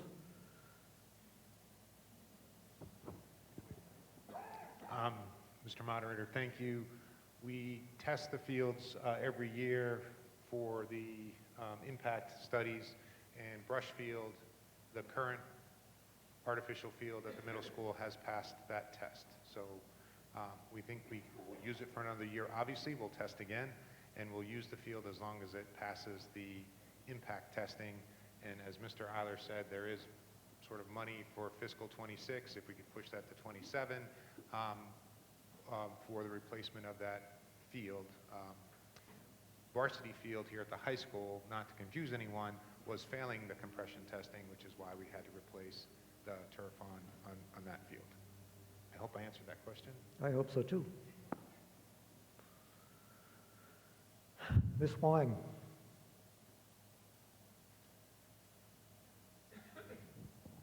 Thank you, Mr. Moderator. Z1 Person 5. I wasn't going to support this article originally. I do support the project, but now with the amendment, I think it's great because now we're breaking into phases. And then I think our problem is that clearly some of us don't really want to pay it at all, but this is need. That we can't let our field or buildings fall apart, and it does make our town look really good. I think we should pass the article and let the school do the job. Thank you.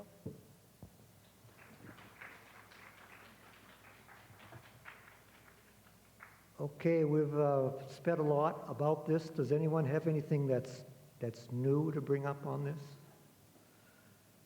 Mr. Everett, I already told you had your bite at the apple. Ms. Asher. And then I'll go up to you, Mr. Marchese. Yeah, I started with... Please, identify yourself. Thank you very much. Yeah, Kate Asher, Precinct 4, I'm a new member. Really worried about the cost, but started to think a lot about all the input from different folks.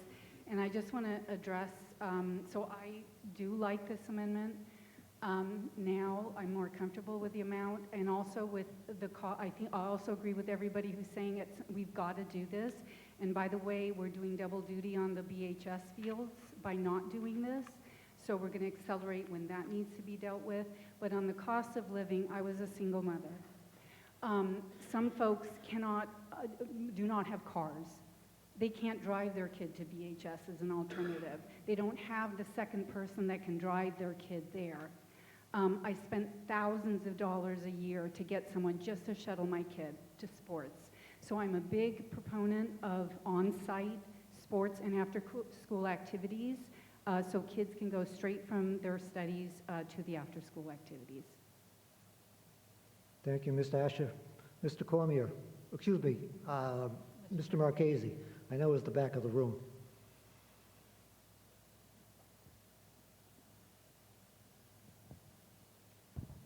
Steve Marchese, Precinct 3. Mr. Moderator, if somebody in the room can give me a clarification and answer a question for me. It says, for the purpose of repairing, replacing, and renovating the grass athletic field at the Marshall Simons. Technically, we're not renovating this. We're looking to put a synthetic turf surface down there at the Marshall Simons. Is that correct?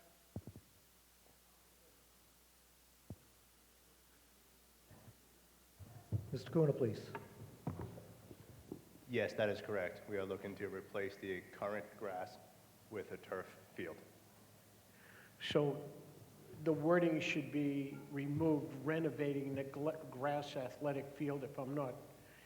My question would be then is there a price difference if we were to go back to the turf, go to grass as opposed to the turf surface? Mr. Kuna, is there do you have a price estimate for grass instead of turf? I do not have the exact numbers as part of this study. I believe, based on the conversations that I've had, it's a lower upfront cost, but longer maintenance cost over the time. Mr. Salamone.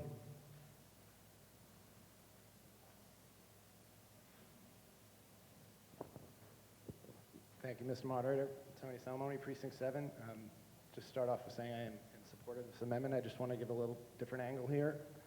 Our families in this town have choices, and more often than not, unfortunately lately, families are choosing to move their kids to private programs and club teams. Some of those factors, not just are competition related, but are related to the facilities and the convenience of their practice times. So if a family has to choose between their 9 or 10-year-old 3 times a week on a dandelion field or getting off a field at 9 or 10 o'clock at night, the families with means will just open their checkbook and likely leave our youth programs for good. So we're seeing that all the time. As a volunteer for over 20 years, as a coach, and as a board member for local organizations, that's something that should be recognized. But not everybody has that opportunity to open that checkbook. So we need to look at those people who don't have the means and provide them, excuse me, with the proper facilities here in town. Thank you.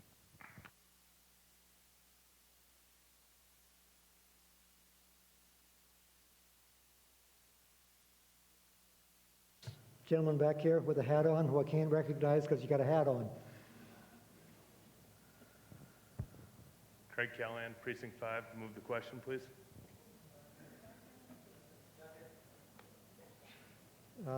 Motion has been made to move the question. I would ask you to consider in your vote that there's some residents who might like to speak before we do that. So having said that, all those in favor of moving the question? Please, I can't hear you without a microphone.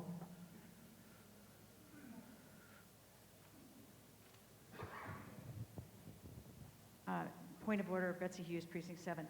I don't know the answer to this, but if we move the question, does it mean the residents can't speak? If we move the question and that is passed, then we move on to vote on the motion, and they do not get to speak. Well, I think that's true. This is still the amendment, so we still have the main motion to speak on. So this is just a vote on the amendment, whether you want to accept it. Does that make sense to everybody? Well, if this passes, it becomes the main motion. And then we can discuss it some more in case there's something new to bring out. Okay? So there's a motion to move the question on the amendment. All those in favor of moving the question? Opposed? The motion carries. So now this becomes the main motion. Oh. You know, it's a good thing there's someone keeping me straight here. Okay, we just voted to move the question. Now we get to vote on the amendment. You got it? All those in favor of the amendment, raise your hand. No. We're just voting on to whether we accept the amendment or not. This is the amendment. This is what you're voting. The previous vote was to move the question. So the question has been moved. Now we are voting on the question, which is whether we wish to accept the amendment. Okay? Everybody set, including me? Okay. All those in favor of the amendment? All those opposed? It's a simple majority. The amendment passes. It has now become the main motion. Ignore that. Would you? It's a 2/3 vote on the final vote. It's only a majority vote to accept the amendment. Okay? Now this next question requires a 2/3 vote. Now, I will ask again, does anyone have anything new to say? Actually, no. Are there any residents who wish to speak on this? Please. Please stand, wait for a microphone. I'll get this woman back here in the red. You'll have to wait. Good evening. My name is Katie Toro. Thank you, Mr. Moderator. I live at 7 Nevada Road. I'm here tonight to ask for you to vote yes on Article 25, the amendment that was just proposed. I've been a resident of Burlington since 2014. I have a child in high school and middle school who were here tonight, but this ran a little long, so he asked to leave. You think this is long? My kids have played town sports since the minute we moved to Burlington. We have spent countless hours at all of the fields in town, and recently most of our time has been spent at the middle school fields. For those who have been down there, I know I don't need to appeal to you that we need change. For those who haven't been down there recently, I can't express to you how much the backfield needs this article to be approved. For whatever reasons and circumstances, the field is not being kept up to a safe or playable standard. The grass is long, the dandelions are taking over, and there are holes large enough to sprain ankles. The concrete walkways are steep and need fixing. Ideally, the whole project would have been approved, but if breaking it into phases gets the backfield done first and up to code on ADA compliance, then that's a good start. As Mr. Parsons said, the updating of town fields comes up every year. There is a demonstrable need, and it is always pushed out. The school committee paid for a field study, and this was the second identified priority. The proposed plan is from that field study, so it's confusing why we keep hearing there isn't a plan. We also keep hearing it will be approved next year, so it's okay if it doesn't get approved this year. But can it be guaranteed that this project will be approved next year? What if something else comes up that people are in favor of? Our town can't keep putting the fields last on the priority list. Young kids are practicing at 9 p.m. because older kids' practice times take precedence. They also get kicked off the turf and have to use the grass field if the town double books the turf. There was a lacrosse and a police event on the MSMS field the other day, and the police department was kind enough to make it work. If there was a usable backfield, it probably would have been a lot easier to hold 2 events there at the same time. I understand that $4 million is a lot of money, but like so many have said, it's only going to get more expensive each year, and pushing it out also delays the actual creation and update of those fields. Thank you for your time in serving our community. I hope you will appreciate and take to heart the support of the parents and children here who would like to see this field project move forward this year. For their children, for our children, for your grandchildren and your children and our community as a whole. Thank you.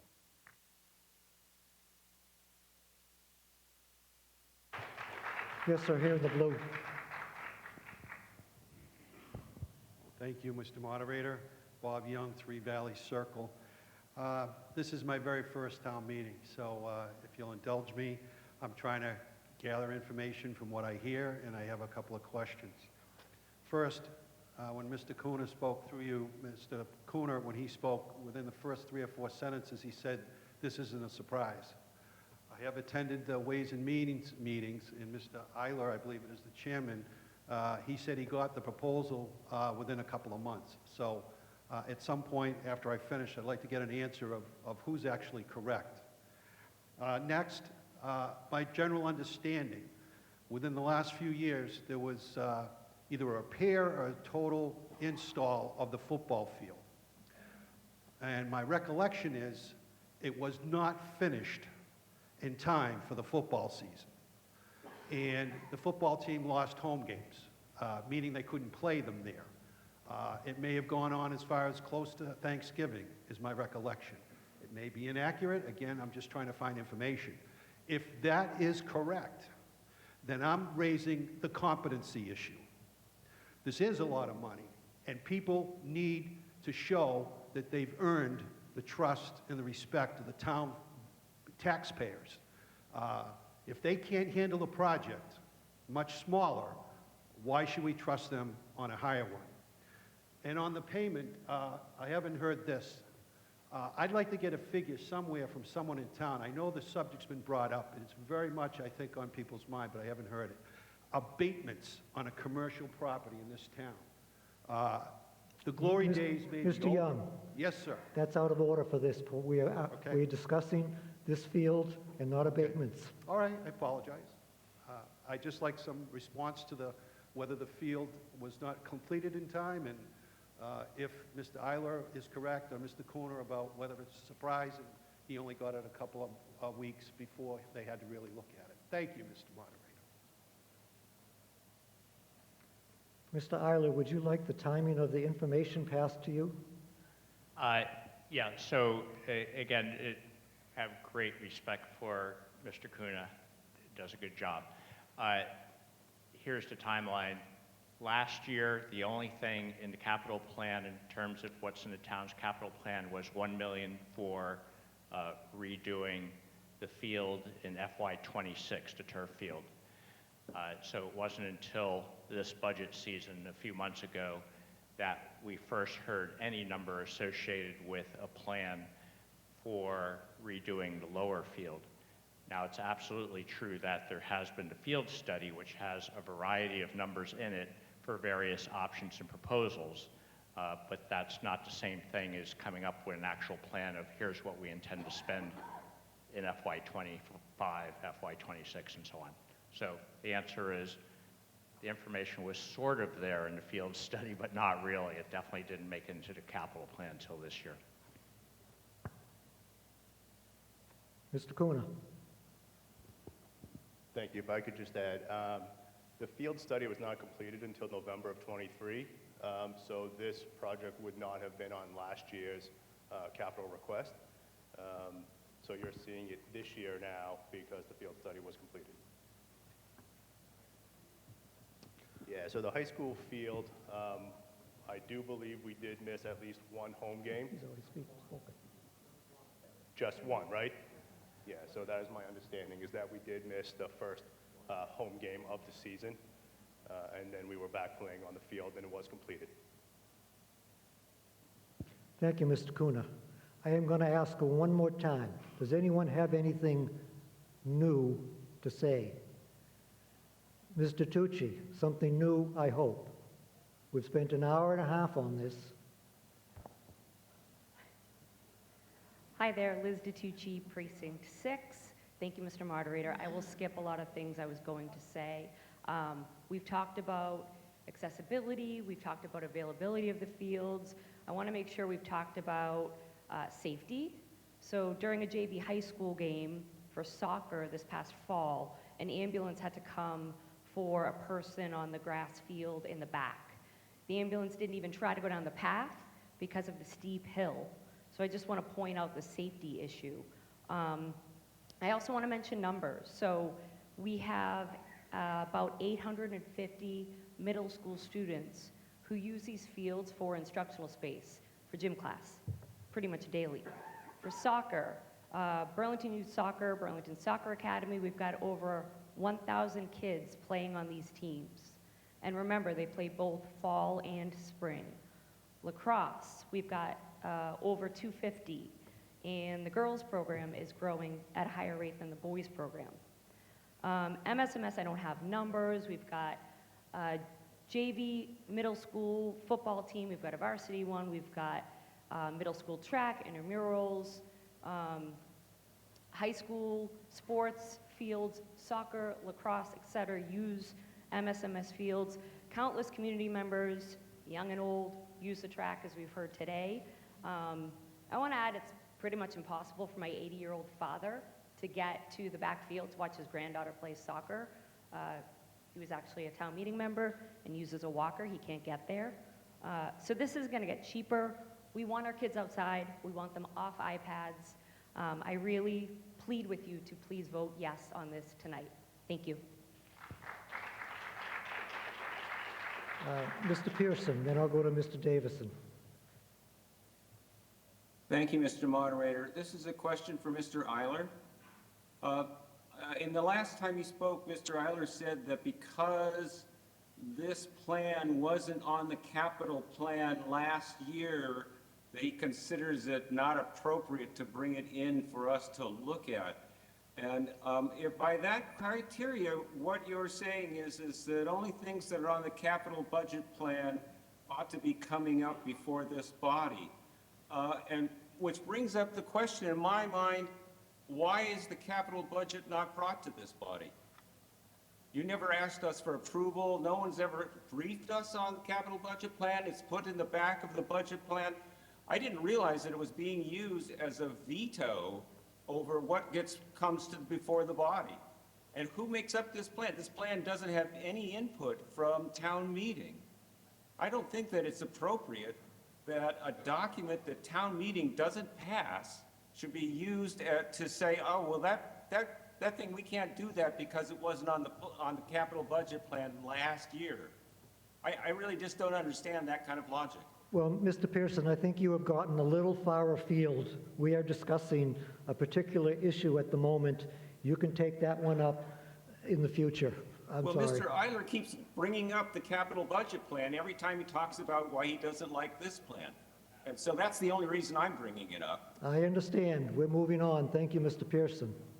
Again, I will ask, is there anything new? You've already spoken, haven't you, Joanne? All right, go ahead. Again, something new, please. Wait for the microphone, please. Joanne Frustacci, Precinct 3, with something new. I was surprised that Mr. Kuna and Dr. Conti didn't refer to page 38 out of the 598-page athletic fields master plan, because on page 38 there is there are the evaluative categories for the grass field. 4 out of 6 of the categories were failing or unacceptable. Not kidding, including the category of safety. Thank you.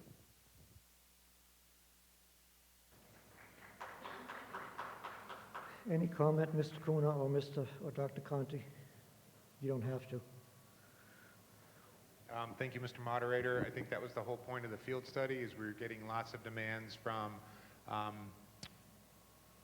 community programs, youth programs, parents about the conditions of fields on school properties. It was really hard to prioritize them all, so we had someone look at them holistically, and obviously safety would have been a primary concern of us looking at all of them, and I think it helped us set different priorities, which is why, again, the baseball field at Francis Wyman became the first priority. That's moving forward, and this was the next priority in line. And again, safety is always something that we look at. Thank you, Dr. Conti. Again, I will ask, do people have anything new to ask? Mr. DeBona, I'm looking.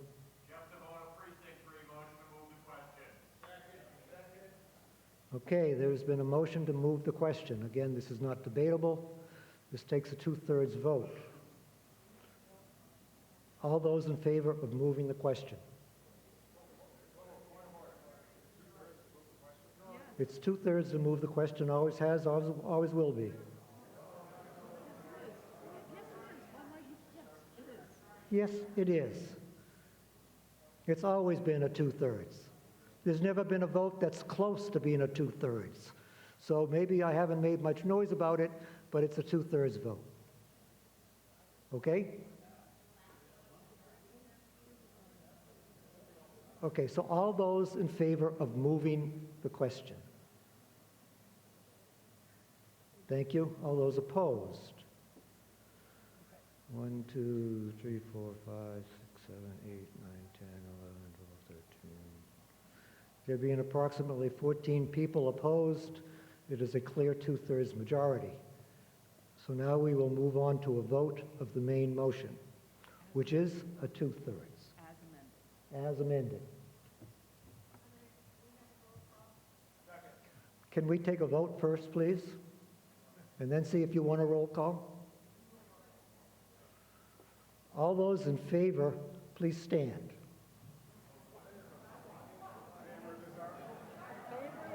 Yes, in favor of the article. This thing we've been discussing for an hour and a half. I said, we're voting on the main article, which has become. As amended. All right. Thank you. Okay, all those opposed, please stand. Too many for me to call. Could we get a count, please? Can we get a count, please?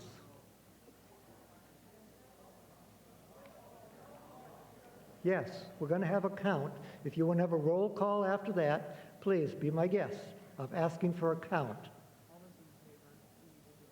So please.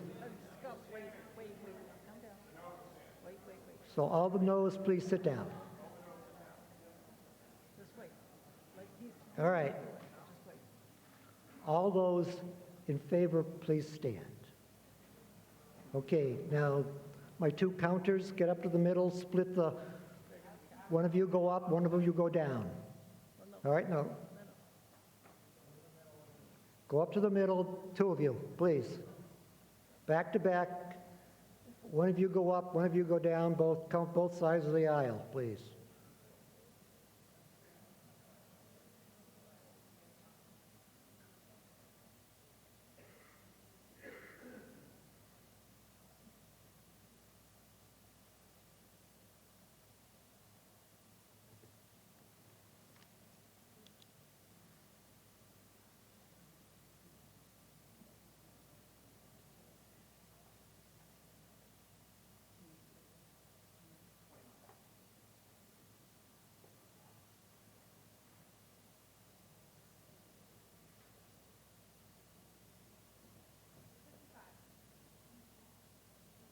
And two online. Two online. Okay, we got them. Please, please, sit down now. Okay, all those, they don't go away, we have to count those opposed. All those opposed, please, go back to your place, same place, count the ups and downs.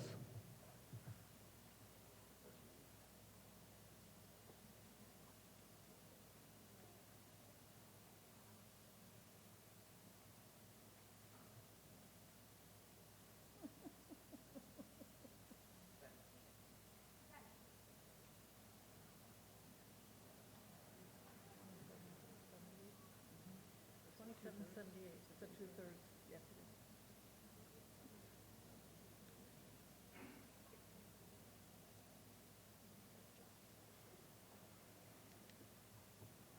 There being 77 in favor and 27 opposed, the motion passes.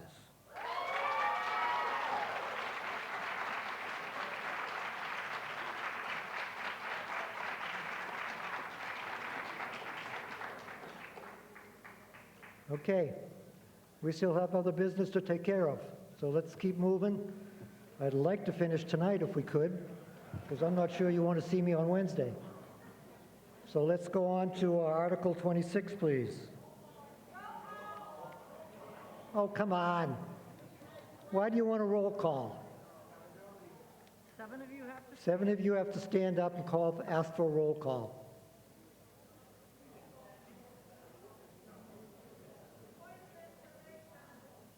Yes, yes, Millie. Let's get a microphone over here, please.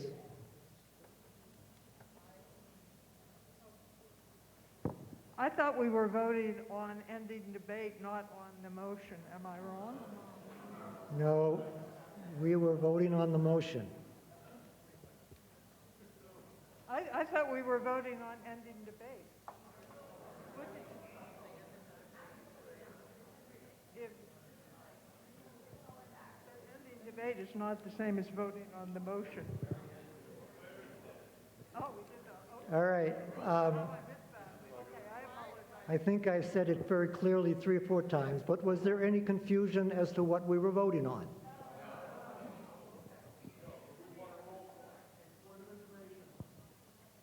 What? Get a microphone, please.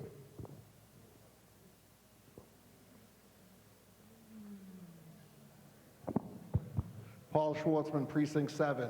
A bunch of people just left. If we do a roll call and the vote is reversed, is that binding? That counts. So, roll call. You gotta have 7 people. Are there 7 people standing who want a roll call?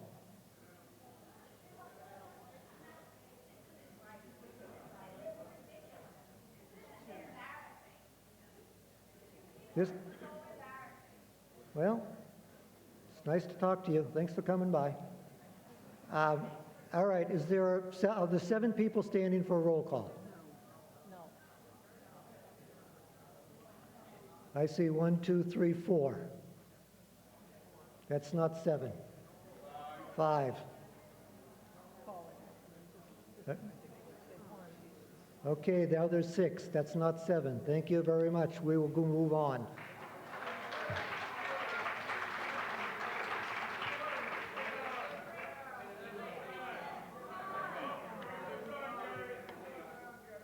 You know, really, it takes you how many minutes to stand up and say yes?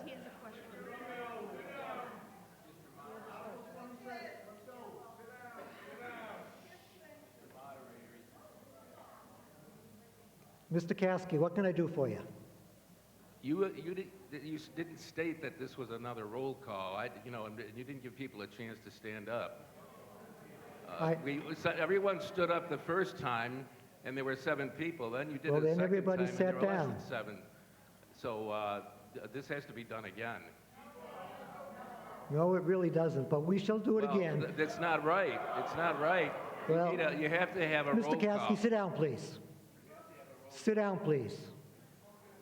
Now, this is getting silly. If 7 people wish to have a roll call, please stand up. I know. 1, 2, 3, 4, 5, 6, 7. There's 7 people. Okay, let's go through a roll call.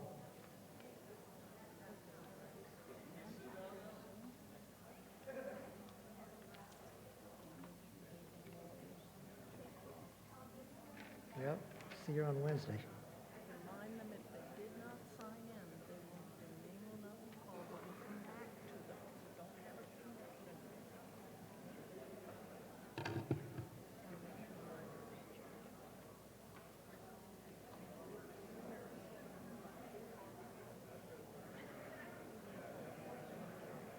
They're both checked out. All right. Have to wait for the unlock. All right, let's go. Be quiet, please. Okay, I'm going to go through everybody's name, one at a time, and please tell me how you voted. Start with precinct 1. Peter Abish Karen. That was 4? Yes or no? Oh, yeah, say yes or no, please. Mimi Bix Highland. Yes. William Boyven. Yes. Christopher Campbell. Yes. Laurie Glantz. Yes. Nolan Glantz. Yes. Jamie Greitzer. Yes. Michael Hardy. Yes. Florence Leone. Bruce Morey. No. Greg Ryan. No. Maureen Ryan. Whoops, not here. Never mind. Adam Sinesi. Yes. Dina Wasaf. Yes. David Wadilla. Yes. Precinct 2. Jorge Andrade. Yes. Catherine Byer. Kathleen Colucci. Yes. Kevin Colucci. That was a yes? Yes. The 2 Coluccis were yeses? Okay, thank you. Doug Davison. No. TJ Flynn. Yes. Angela Hannafin. Yes. Daniel Hannafin. Yes. Jeremy Harrington. Kristen Murphy Currier. Yes. Patricia O'Brien. No. Michelle Papano. Yes.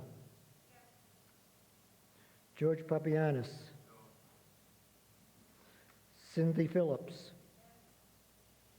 Myrna Saltman. No. Christine Scola. Yes. Kimberly Trainer. Precinct 3, it's Jeffrey DeBona. Yes. Sherry Ellis. Yes. Joanne Fustacci. Yes. Sharon Lohr. Yes. Stephen Marchese. No.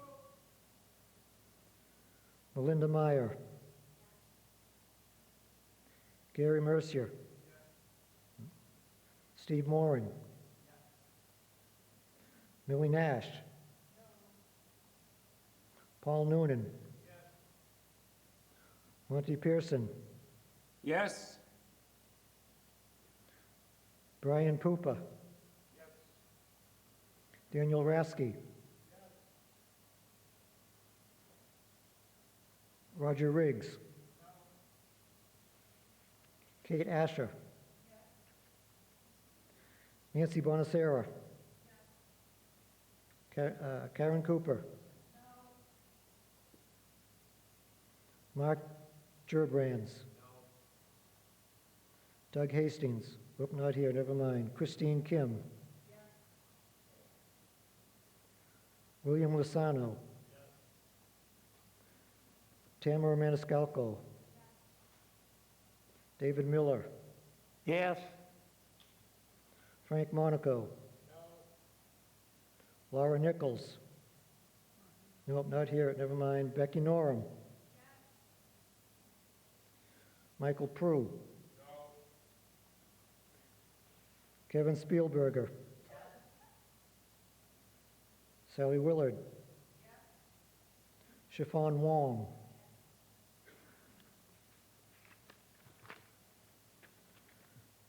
Pat Angelo. Craig Callahan. Christine Concession. Mark Donahue. Aaron Ellis. Carl Foss. Bonnie Nichols. Michelle Prendergast. Alex Rutfield. David Tate. Frank Ursino. Z. Wang. Richard Wing. Sarah Walensky.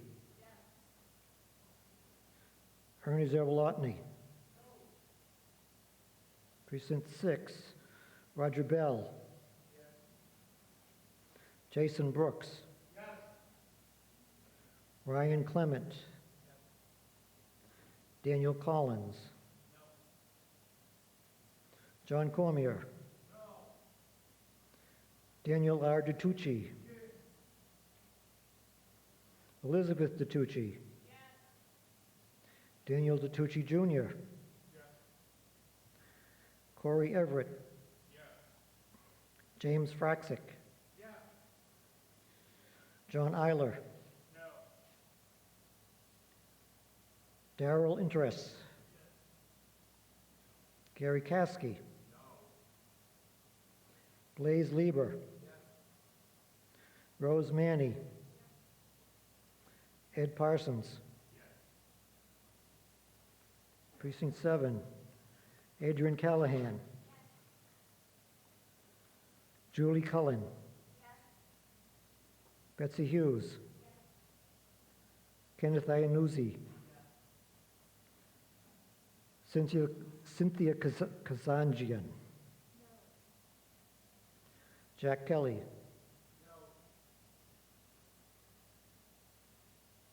Neil Espacio. Ryan McSheffrey. Kerry Riley. Ronald Riley. Jonathan Sachs. Anthony Salamone. Paul Schwartzman. Dave Van Camp. Dave Webb. Mark Woods.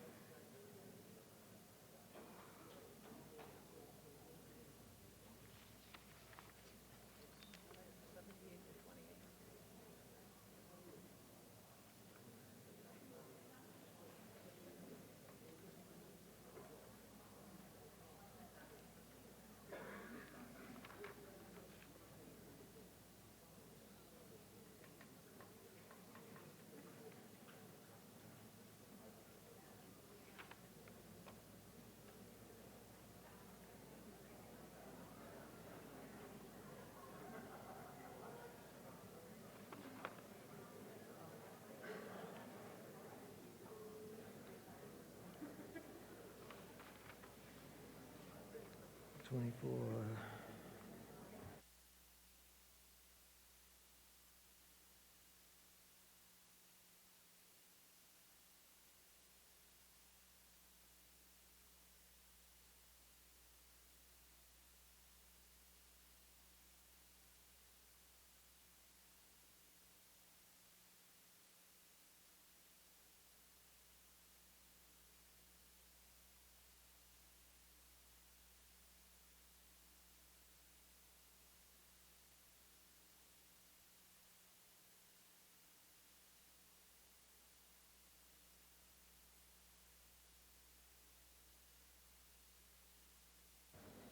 Okay, there being 78 in favor and 28 opposed, the motion still passes.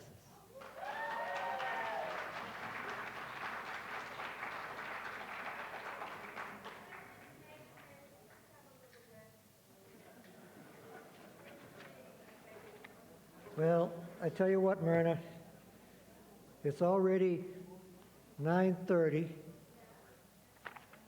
We got 10 more things to do. So let's see if, well, no, let's keep moving, please. Let's keep moving. If everyone wants to stand up and sit down to stretch, good, thank you, good. But now we've got a lot of business left to conduct.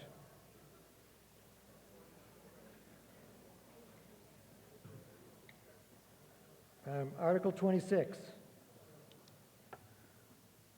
School transportation, approval of contract term.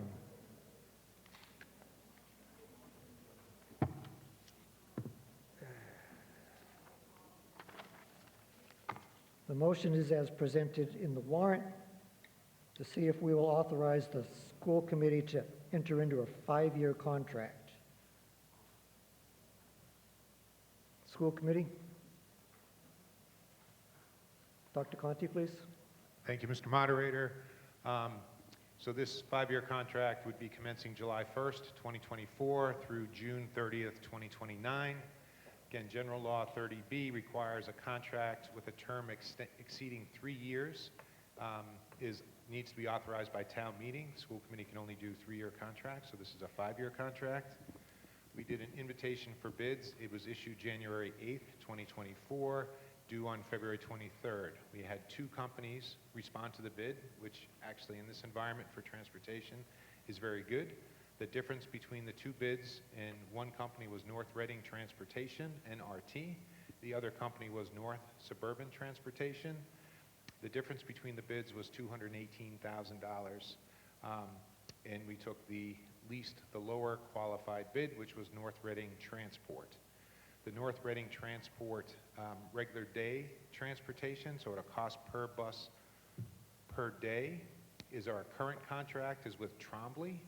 Trombley is also a subsidiary of North Reading Transport, is $384 a day, and the North Reading Transport bid for fiscal 25 is $448 a day. So that's about a $64 increase per bus per day, or a 17% increase. The 17% has been built into the operating budget, which you approved a week ago, Monday. Late bus, we have a couple buses that run on Tuesday, Thursday evenings, is an additional $150 a day. We have some special education buses at 35 passenger, which are $448 a day. We have wheelchair vans, which are $339 per day. And again, our bus monitors in this contract are $149, and that's for 3 hours of work per day. Changes in this new contract from the last 5-year contract. We removed the fuel adjustment clause, and the increase from year to year is based on a consumer price index. There's a performance bond with these contracts. The performance bond is a cost added to the vendor, not the district. We imposed monetary penalties to the vendor for buses that do not arrive or arrive late, if that occurs. We've added a real-time tracking on all the yellow buses, so if parents are concerned, they'll be able to track the bus using an app on their phone.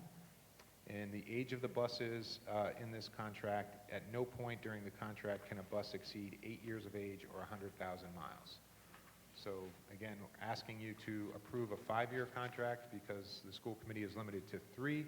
The 5-year contract gives us better rates, obviously, and the costs, the increased costs have been built into the operating budget that you approved a week ago Monday. Thank you, Dr. Conti. Ways and Means, Mr. Eiler. Ways and Means supported this 12-0. Questions on this? Mr. Kelly.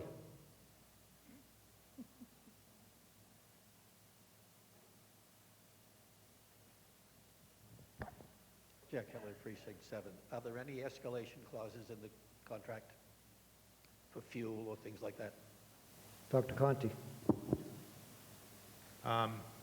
Through the moderator, Mr. Kelly, just through the consumer price index, so there's no escalations in this contract. So it is subject to an increase based upon the consumer price index? Yes. So that is an escalation clause if it isn't? Yes, but not the regular escalations like with a fuel escalation or something that's pre-calculated. So, But the numbers can go up from what it is now? Yes, the numbers can go up. Mr. Harrington. Jeremy Harrington, Precinct 2. Can you just elaborate a little on the CPI clause? Is there a fixed and variable in this contract where the CPI is attached, or is the CPI attached to everything? Because most transportation clauses have fixed assets and variable with the fuel. I'm going to pass that question to Nicole Kasha, Mr. Moderator. Nicole, please. Thank you, Mr. Moderator. So the consumer price index increases on the fixed cost of the cost per bus per day, but we don't have any additional fuel escalation clauses in this contract. Yes, Millie. Ms. Nash, please.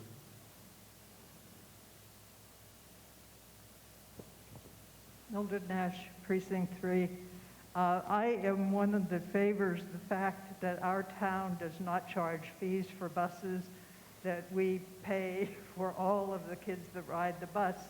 But over the years, I have had some questions, and in fact, after the last bus contract was done, and I was concerned that we had paid a big fee to get a consult for it, and then the consultant gave us something which turned out to be illegal, and so the $2.5 million 5-year contract wasn't even valid.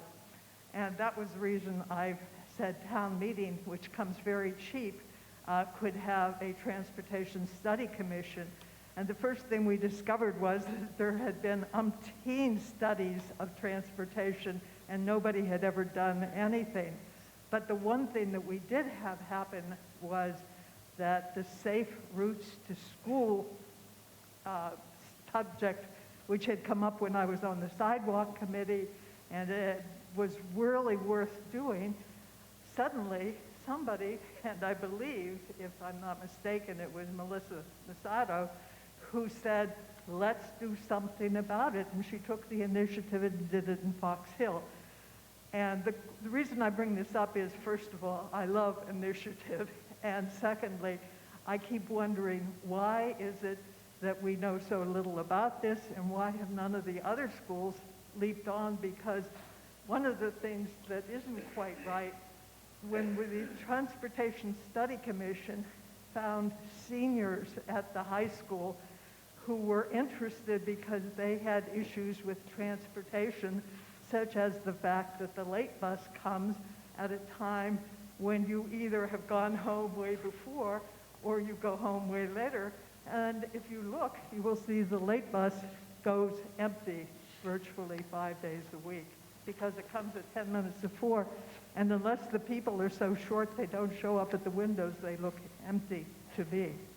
But I would like to know how the safe routes to school is going, if we could have a bit of a report, because one of the things they said was that they did a survey of 3,000 students between the high school and the middle school, and unfortunately they gave us the report, then graduated, and it went the way of all studies, which is nowhere.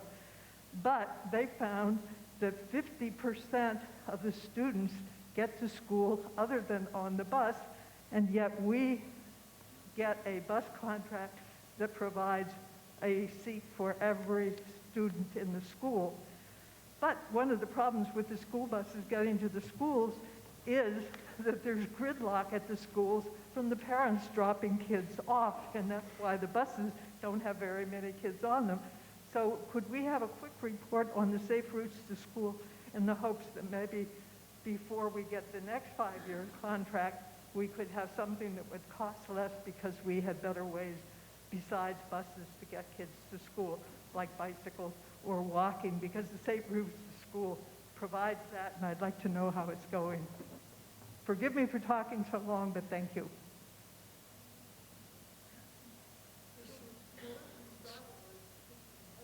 And to do it. Ms. Masato, please stand so we... Is it? Here we go.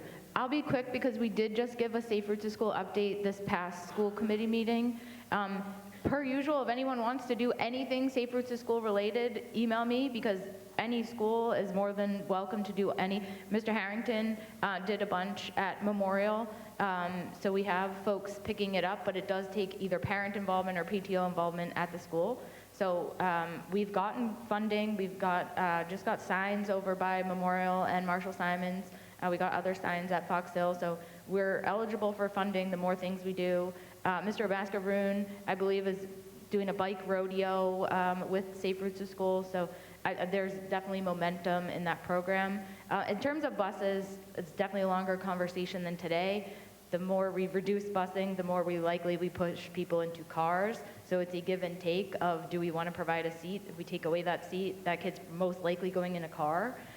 So it is a back and forth. I know Bob calculates the routes based on who's actually taking the bus, and we do a survey at the high school of, are you taking the bus or not? We're not going to make a route that's stopping at houses that our kids aren't getting on the bus. But I know there's work to do, and with this new company and the software, I think we can get more efficient bus routes and things like that. So again, we can report more on this at the next school committee meeting. Further questions on this article? Mr. Campbell.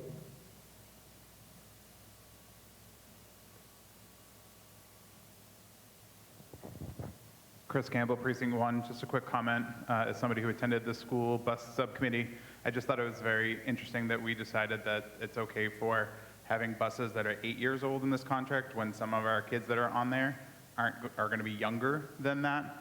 So when going into this contract again next time, I would consider the age of our buses as not a place that we want to necessarily cut costs. Anything further? Let's vote on this then. All those in favor? Opposed? Thank you. Motion passes. Article 27. Recreation Land Water Conservation Grant. Now this has changed from what is in the warrant, so I will have to read it. It's been moved and seconded by the Ways and Means Committee.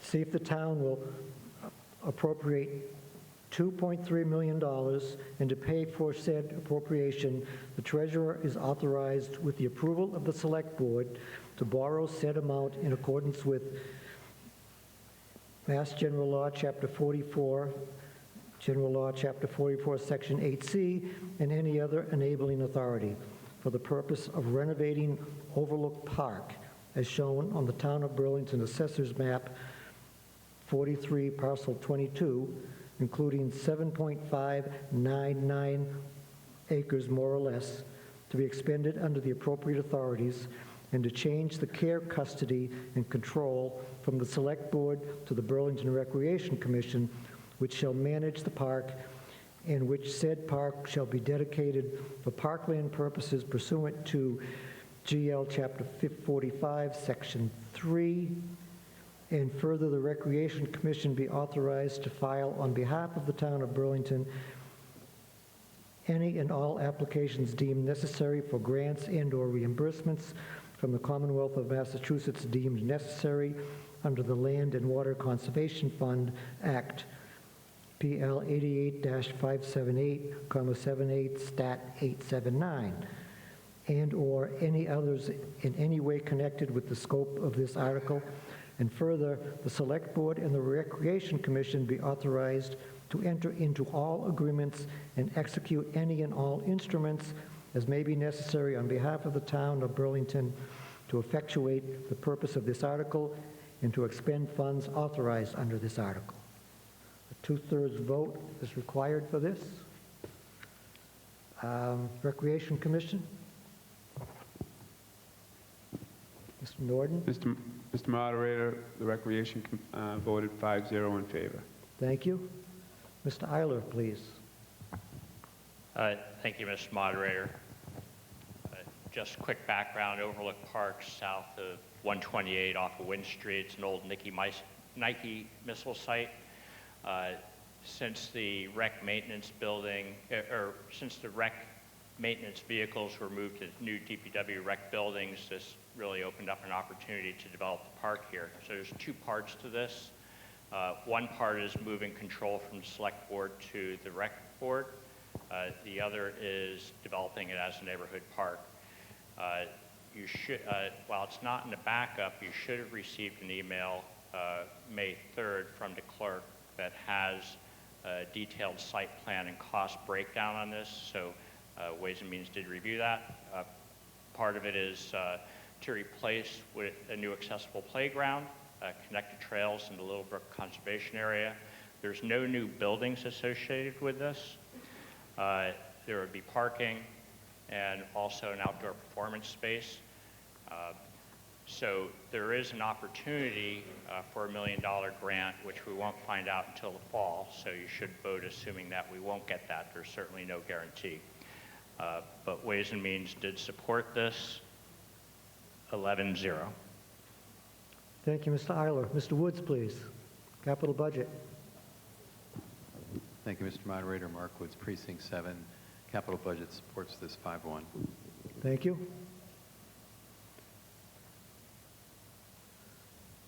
Recreation Department, wish to make a presentation on this? Mr. Egan? Yes, thank you, Mr. Moderator. So as Mr. Eiler stated, this is an opportunity to redevelop the Overlook Park site, which not everyone in town has been up there. It is the former home of our recreation maintenance operations. You may know it having the Burlington Players have a lease to use that building up there. So what this does, our project goals are to redevelop that 7.599 acre parcel and bring it back to a park, which is what the land was originally taken for or accepted for, and improving access to outdoor recreation opportunities and conservation for the area and any underserved populations in the area, including but not limited to those with disabilities and those residing in environmental justice neighborhoods. Also to provide accessible access to the entire site and improve stormwater management on the property, and then lessen the heat island effect by removing bituminous asphalt or concrete throughout the property. What we have here in the conceptual plan that was worked on with our engineer, Weston and Sampson, who is doing our outdoor facility master plan. Part of that plan was doing a conceptual plan for Overlook Park and another one for the Simons Park Playground, which will come up at a future time. But adding an accessible walkway around the lower field, adding an accessible trail system that goes from the lower field all the way up to the top of the hill, adding a new playground, which is number 15 there in the red or pink, with accessible features, getting rid of the cement pads that held the old metal buildings and block building, decreasing the amount of asphalt that was in front of each building, creating stormwater retention areas. Number 11, there's 3 of them on there. Next, a large one at the front, one next to the playground, and one on the other side of what is, we refer to the Players Building. The 2 buildings that are there currently will stay. They will be outdoor recreation storage and some off-season storage for smaller equipment to get it out of the way of at our larger facility. And then the players area will be there. We will have access to a classroom space in there as well as bathrooms for outdoor recreation purposes. And then there will be parking on, oh, I'm sorry, another feature is a accessible service road that goes up. Right now there's a old service road that goes to the top that's falling apart. This would create a driving road, accessible road for people with a disability, and there will be 3 parking spots at the top of the hill that will be accessible spots.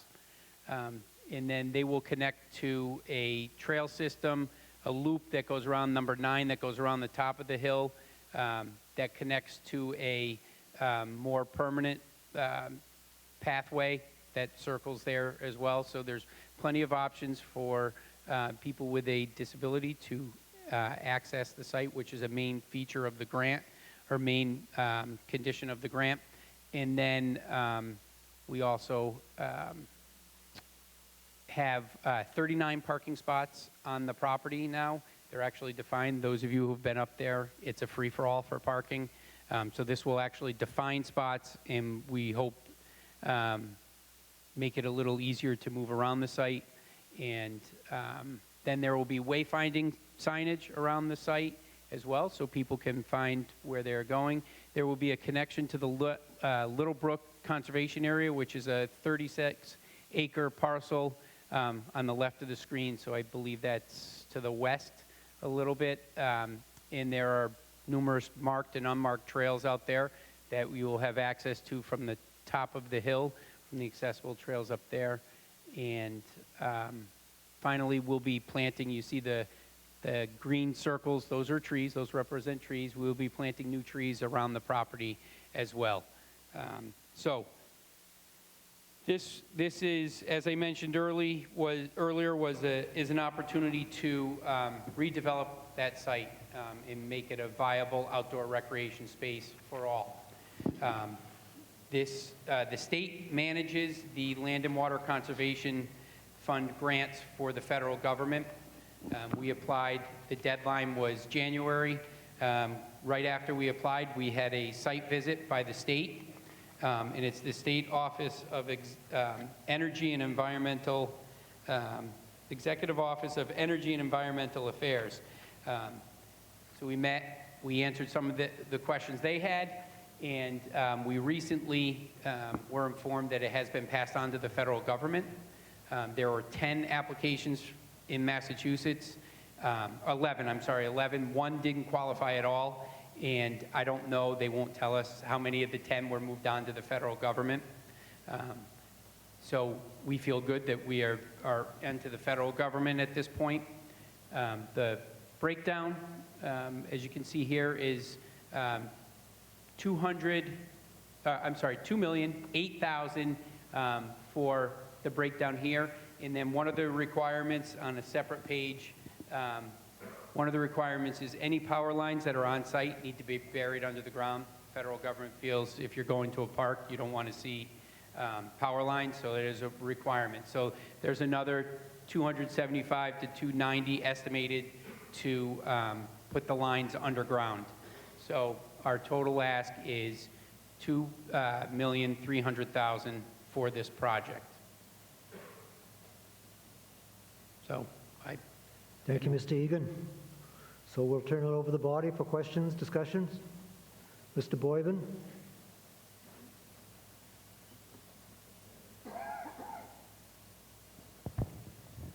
Thank you, Mr. Moderator. Bill Boyven, Precinct 1. 2 items.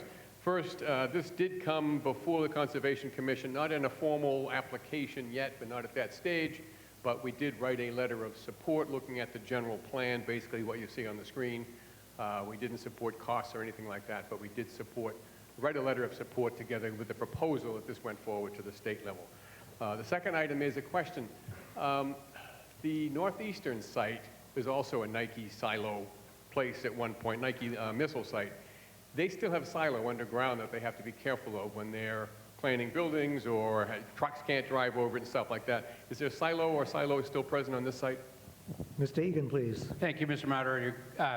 Thank you for the reminder. Conservation, we did work with Eileen and John as well on questions on this application, so we have worked with Conservation. Thank you for bringing that up. And then also, this was a radar site and did not contain, from everything we understand, did not contain any silos. It was the radar portion of the Nike missile program. Likely. I don't mean to forget anyone or slight anyone. Was there a vote of the select board on this? Mr. Morandi, please. Thank you, Mr. Moderator. Select Board voted 5-0 in favor of this article. Thank you. Further discussion from the body? Ms. Phillips. Thanks. Cindy Phillips, Precinct 2. I just wondered about the utilization of the playground as it is and how you can drive more people up there. I don't recall seeing signs for the playhouse or the playground, and I think that would enhance it. And maybe you've got some other ideas, too. Mr. Egan, please. I'm not sure of signage, if there used to be player signs there. I think most people didn't want to go up to the existing site except for a play for the players. But we can talk about a sign at the bottom of the hill directing people up.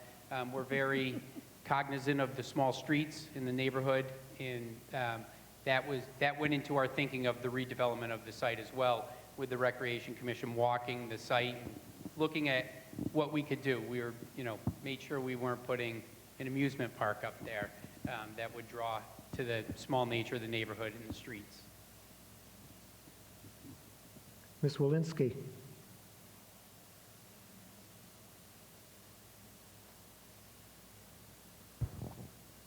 Sarah Walensky, Precinct 5. I may have missed this. What will happen to the Burlington players, their use of the space? They've got a lot of lights and equipment and other stuff there. Mr. Egan, please. Thank you. Our plan is to continue to lease the building to them. Ms. Hughes, please.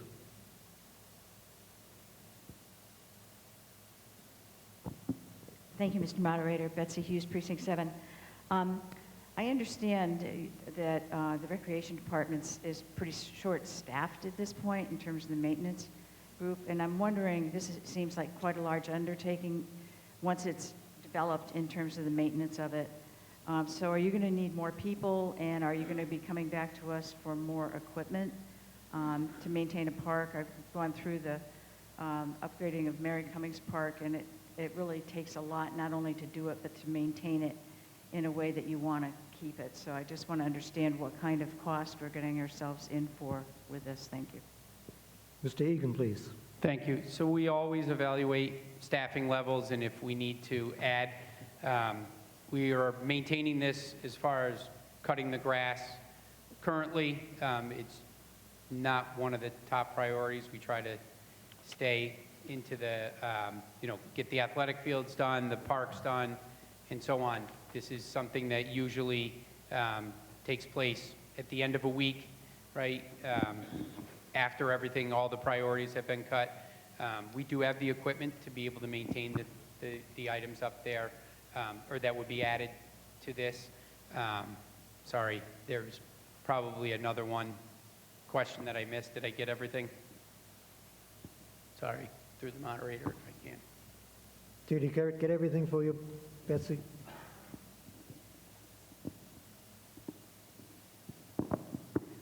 Yeah, I've heard in terms of some of the issues currently we have with recreation maintaining some of the fields we have today, that you've got some staffing issues. And this is, as I said, this is a large undertaking which is going to have to be a higher priority. If we do spend $2 million on this, we're going to want to make sure that it's really well maintained.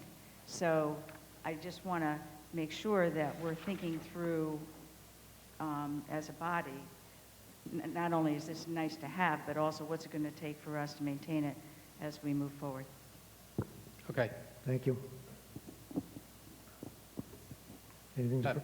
We do have another article coming up that I think may answer some of the maintenance items. Mr. Collins. Hi, Dan Collins, Precinct 6. This is kind of a follow-up to the last two questions, actually, about the Players House and the ongoing, costs of maintaining the Players House. It's not in great shape, and it looks like it could really use some updating. So are we going to be planning to actually update that building too, or is that still just a very basic maintenance minimum type scenario? So we, oh, sorry. Mr. Egan, go ahead. Thank you. We have a pretty good agreement, I think, with the players. I know we've talked about, it's a 3-year agreement. We've talked about extending it to 5 years so that there is a little more confidence in them that they'll, the improvements, they are making some improvements in the building, and they've been talking about a bathroom project now that has come before the Recreation Commission just in a conceptual plan and is continuing to move forward. We anticipate that moving forward, so they are making some renovations to the building to help their cause. We support those, and if there's an opportunity for us to add to those or contribute to them, we will. The outsides of the building, we'll probably get a paint job, both buildings up there. The roofs are newer on both buildings, so we have been keeping up with that as well. We have a newer furnace in the long building on the top of the picture, yes, and as well as new ventilation in there and new oil tanks as well. So we are still maintaining those, and if we're able to do it through our budget or smaller warrant articles, we will continue to do that. This ma'am up at the back, is that Rose Manning?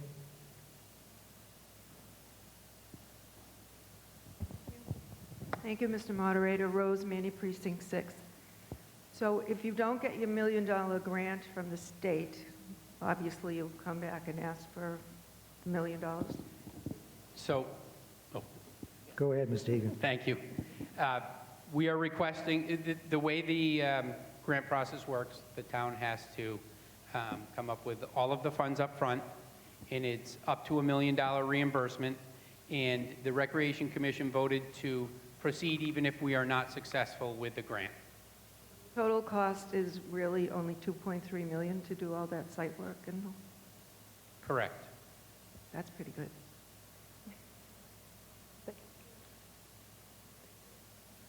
Ms. Lohr, and then Mr. Maury. Thank you, Mr. Moderator. Sharon Laurie, Precinct 3. Well, I actually sat in on one of the meetings, and I got the whole presentation. I also GPS Overlook Park, and so those that are concerned about finding the place, GPS will take you right there. And I also did a little hike, and it's a beautiful space. And thinking outside of the box, I'm thinking if you have the ability to rent that space out for a small family reunion or a picnic or a small wedding and get some monies in that way, it's incredibly beautiful. And I think it would work, and for the community not to have to drive very far to be able to walk there.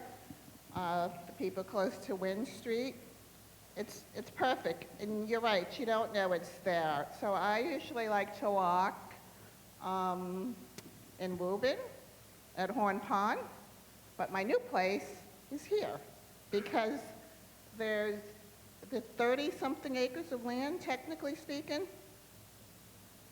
I think the Little Brook is, I believe, 36 acres, and then there's almost 7.5 acres of the Overlook Park. And there are several different trails, and I ended up going on, I don't even know where I was, but my girlfriend and I ended up going on the street, and it was just lovely. So if you can find something to do for your family, you don't want to spend any money, this is the place to go. If you don't want to spend a bunch of money, if you can have a function there, that would be like the perfect place to go. Just my thoughts. Anything further? Oh, Mr. Maury, yes. Thank you, Mr. Moderator. Bruce Maury, Precinct 1. Brendan, to follow up to the previous question, what's the likelihood of receiving the grant? Do we have any odds? Have we gone through this process before? Second question is, if you receive funding tonight, how long is this project? I didn't see any timeline in the backup. Thank you. Sure. Mr. Egan, please. Thank you, Mr. Moderator. If I had odds, I'd probably be retired if I could pick odds. So the fact that it's at the federal government is a very good sign that they are looking at it. We hope to here in the fall, and then I'm just going to go through our timeline. So we would execute the land and water conservation required contracts in December. We would then complete design and submit to Department of Conservation Services for approval in December. We would bid the project in January of 2025, and construction would begin in June of 2025, and we'd have to have construction completed by June of 2026, final inspection in July of 2026, and then submit for reimbursement request in the end of July of 2026. Mr. Maury, follow up. In terms of the timing of the project, are there any parameters or requirements for it to be done by, you mentioned certain dates. Is that dependent on the grant money? And any tie to receiving money back? Those are all, oh, sorry. Mr. Egan, go ahead. Those are all tied to the grant. Those are the requirements of the grant. Anything additional?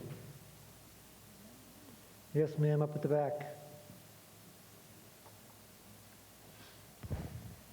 Adrienne Callahan, Precinct 7.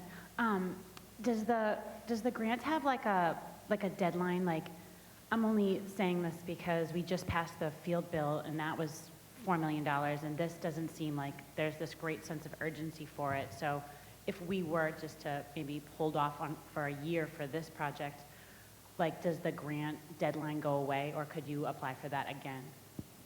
Mr. Egan.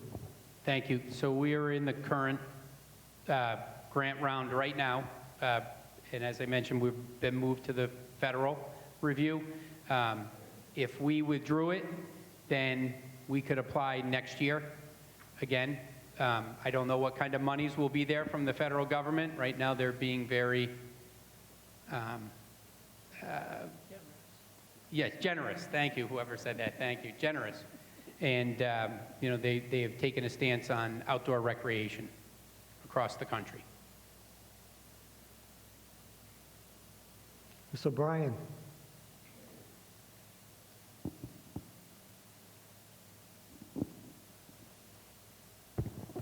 Thank you, Mr. Moderator. Patricia O'Brien, Precinct 2. Full support of this article. I have two questions. One's a request is to remind the body what it means for a neighborhood to be in an environmental justice neighborhood. So to remind the body of what that actually means. And two, a question about the trees. The last time, not the new trees, but the trees that already exist, the last time I was there to try to enjoy the Boston skyline, I really couldn't see it because of the growth. Thank you. Mr. Egan. Okay, environmental justice neighborhood could be socioeconomic, it could be race. Those are all factors of an environmental justice neighborhood. So those are just examples. In some of the areas or some of the neighborhoods in that area meet different qualifications. I think it might be socioeconomic, I believe was the determination for this neighborhood. We didn't get any points for it. As far as we know, in the application process when they graded it. And then second question, the trees, we won't be clear cutting anything on the top of the hill so we get a better view of Austin. If there are, there are some invasives up there. I think there's some bittersweet that have tangled some of the trees at the top. We might have to cut those out. It might provide a better view for a little while. Obviously, fall, when the leaves come down, it's got a great view.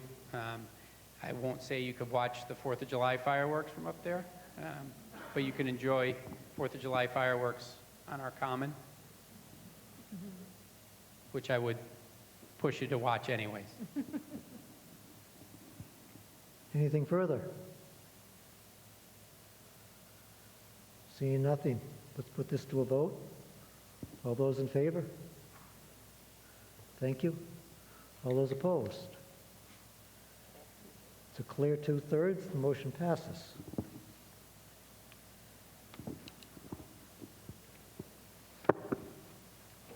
Article 28.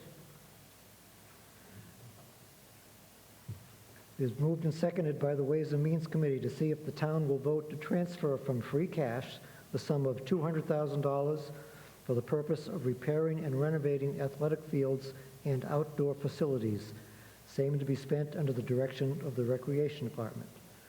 Mr. Eiler, please. Thank you, Mr. Moderator. I think Rec and everyone else has heard the feedback that folks are unhappy with the level of town's field conditions. So Rec has been doing the best they can with their current resources. This would supplement that. So Rec has a $2.2 million FY25 budget. This would be an extra 9.1% that would be targeted towards fields maintenance and improvement. You should have received an email from the clerk on May 3rd that detailed some of the items that would be covered by this, which include, working on backstops, fencing, infield renovation, irrigation updates and additions, in addition to increased seating. So Ways and Means supported this 9-1. Thank you, Mr. Eiler. Mr. Woods, please. Capital budget. Thank you, Mr. Moderator. Mark Woods, Precinct 7. Capital budget voted, 6-0 in favor. Thank you. Mr. Egan. Or Mr. Norden, please. Thank you, Mr. Moderator. The Recreation Commission supported this 5-0. Thank you, Dave. Mr. Egan, comments on this? Yes, thank you. So I want to start by saying we recognize, we hear the comments on the athletic fields. When we put together our budget, we try to, we follow the guidelines that are laid out for us and try to make improvements to the athletic fields based on the increases that we can do in our budget. One of the items, we're very thankful that the schools went forward with an athletic field master plan a few years ago, and we wanted to make sure that our facilities were looked at as well, but we are talking about athletic fields. We recognize again that we have some improvements to do on our athletic fields. We are, each year after town meeting, we listen to the comments, we've done our own outreach, and we hear what comes back through there. I've had conversations with town administration on how we can do this without blowing our budget up. And thinking outside the box, we got to this point this year where we had to put something forward, which you see in front of you. It is a small start to what we hope is a continued effort to make those improvements. We don't have projects that we can turn to and say, we did this, until, if it's approved this year, until next year. We have a list of projects that we'd like to see, that are some things that can be done. We're looking at improving site amenities, improving infields that weren't built, they were built to different standards years and years ago. They've been worn down and beat down by constant play. We want to make improvements to those. We have backstops and player benches that aren't appropriate anymore. We have irrigation systems that are old, that are constantly requiring repair, which that happens anyways with use. But we are looking at adding irrigation to fields that aren't irrigated that we could get more use out of longer into the year and into the season. And we also would like to increase our accessibility to fields. A lot of fields you can't get down to the playing surface. So looking at getting better access. And then finally, we need to do a better job of top dressing and overseeding our fields. Top dressing lays out sand and over the entire field, and slowly over time, over multiple top dressings over years, you start to build a more even playing surface. We can all say a good number of our fields are not nice and even, and the ball roll isn't consistent. So we recognize that. We look at this article as very similar to the sidewalk article, the street article, stream cleaning. Those things that need to be done don't necessarily fit within the parameters of our budget, but it gives this body an opportunity to vote each year on moving forward with that. And from what we have heard, especially tonight, that we're prepared to make those improvements and put before you a funding mechanism to do that. Thank you, Mr. Egan. Anything further? Yes, ma'am. Can we get a microphone over here, please?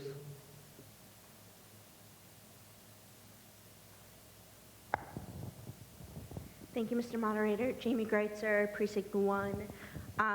We've heard a lot about the athletic fields and MS being number 2, but forgive me if I'm wrong. I could have sworn it was the softball field that was actually number 2 as an area of need, and would this include upkeep or fixing that area?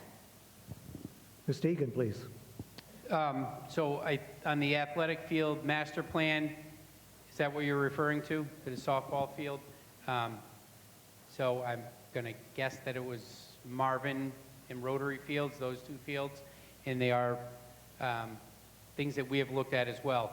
What we like, these are smaller site amenity items for those, and the mechanical systems that are on the fields, the irrigation systems and things like that. I think we have a great opportunity to work with the schools when our outdoor facility master plan is complete, sitting down with the schools and coming up. I think what Ways and Means was looking for is an overall plan moving forward and what to expect for expenses coming forward. There will be larger projects. We hope to take care of some of the smaller items that are nuisances. Anything further?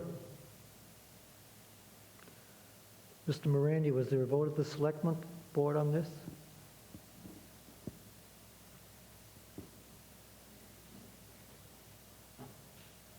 Selectmen voted 5-0 in favor of this article.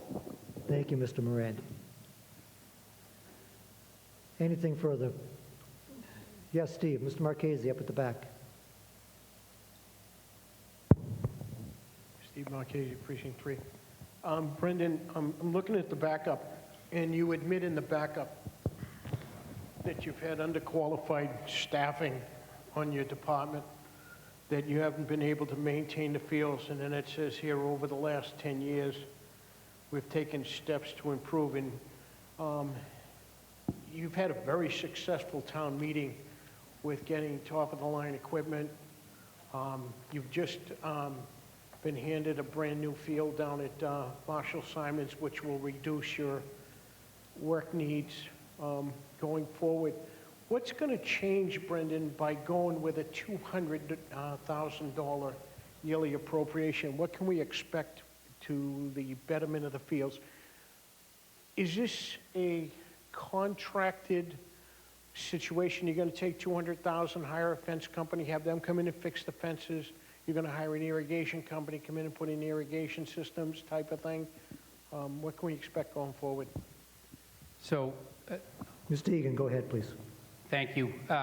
We do not maintain the turf fields, so I just want to be clear on that. So that turf field, yes, it will loosen up our manpower from doing the maintenance that was done down there, the mowing, that would loosen up manpower to focus on some of the other grass fields in making improvements.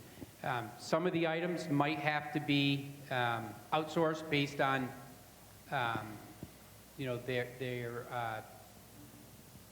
the technical specs involved in putting in an irrigation system, something you're probably familiar with. Irrigation system, fencing, large stretches of fencing and things like that. Smaller things and backstops, those bigger items, right? Some of the smaller items like player benches, preparing pathways to be paved to get to the field, those would be some things that we could do. And we'd like to make sure that we have enough funding to cover our fertilization and overseeding and our top dressing as well. We currently don't top dress. We overseed, we aerate, we fertilize, but we don't have top dressing capabilities now. So, and I'm just going to jump back to the beginning. You did mention we have made some investments in our equipment over the last 5 years, which has gotten us to this point where we're able to do a lot of the work, and we have some very skilled people. And now, some of those other things that we can't do, the bigger small projects, would be able to be done out of this. To the point that John Cormier said the other night, we gave you a $68,000 piece of equipment, and he asked you about the attachments that are going to help you to do you have the staff that are qualified to do top dressing of ball fields, that type of thing? The other thing that you talked about was Overlook Park. We took a ride up there the other day, saw some of your equipment sitting in the field over there, buried in weeds and stuff like that. Are you going to resurrect any of that equipment that's stuck in the field up there, Brendan? I believe what you're referring to are some mowing decks that were used to attach to our tractors. I believe some of those will be coming down to our other shop or moved into the garage when we move some more things out of the garage. Well, the things that we saw were a trailer, fertilizer spreaders, that type of thing that were buried in the field up there. So Those are not currently used. Those are ones we've replaced.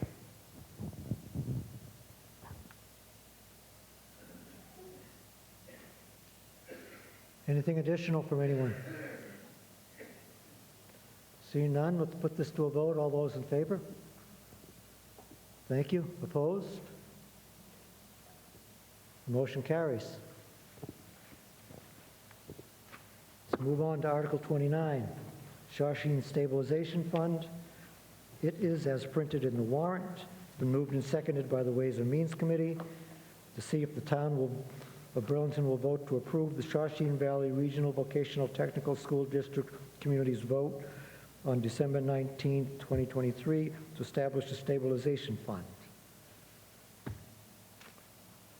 And who do we have speaking on this?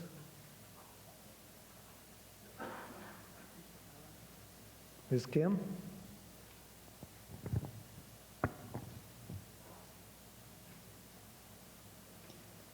Could we get a microphone over here, please?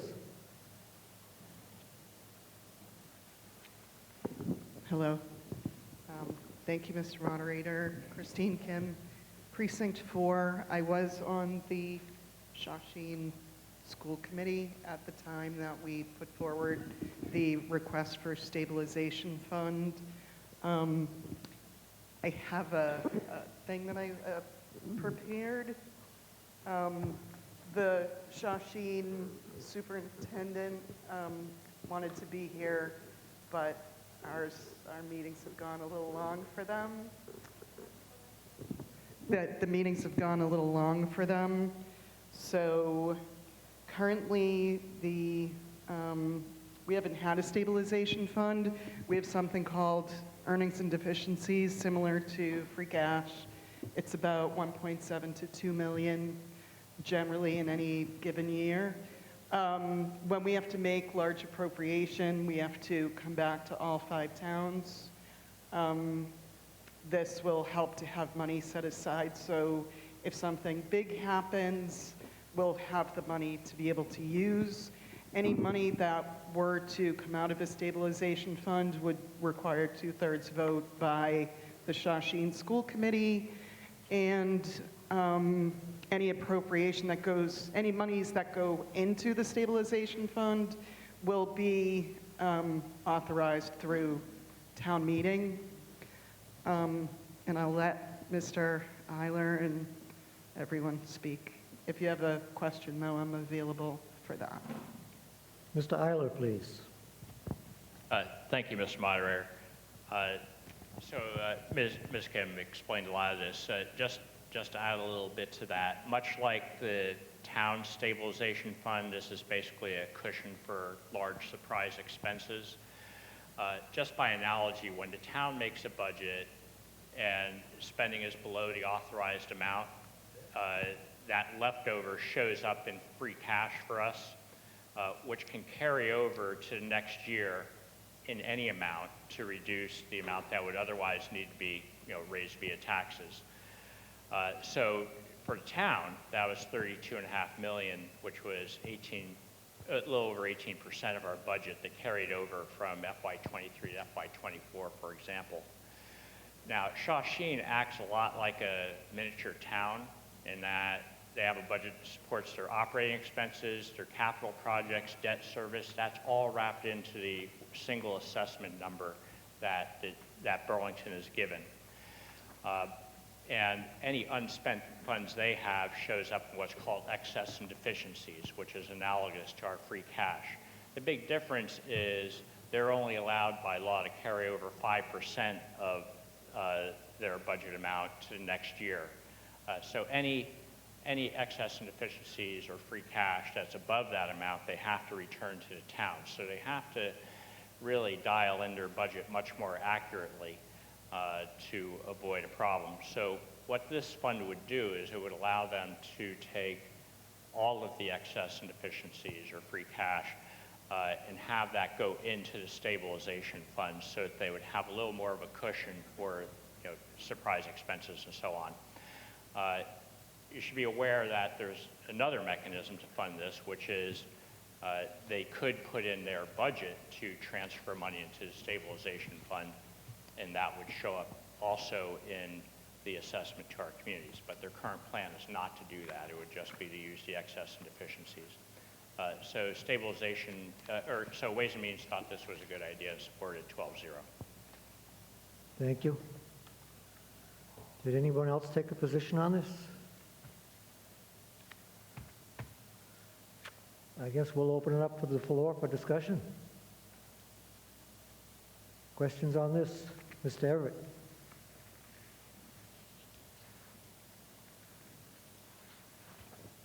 Hello, Corey Everett, Precinct 6. On that front, I will say, like, I went to Shawshene. That's something probably relevant, so I might be a little biased. In general, when people have to spend a certain amount of money and they're only allowed to send 5% of it back, they will find things to reach that threshold. Therefore, I believe a stabilization fund would be in the interest of the town for saving money on years where we aren't spending as much with Shawshene, and we can roll that over and, spend it when it comes up. As such, I think this is a great idea. Thank you. Further questions from the body? Yes, sir, here.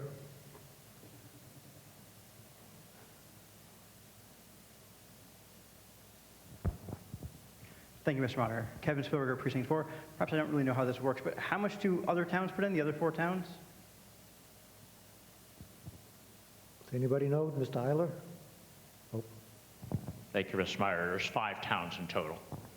And yes, so we are putting in this much money. How much are the other towns putting in? So It's not that the towns per se are putting in money into this fund.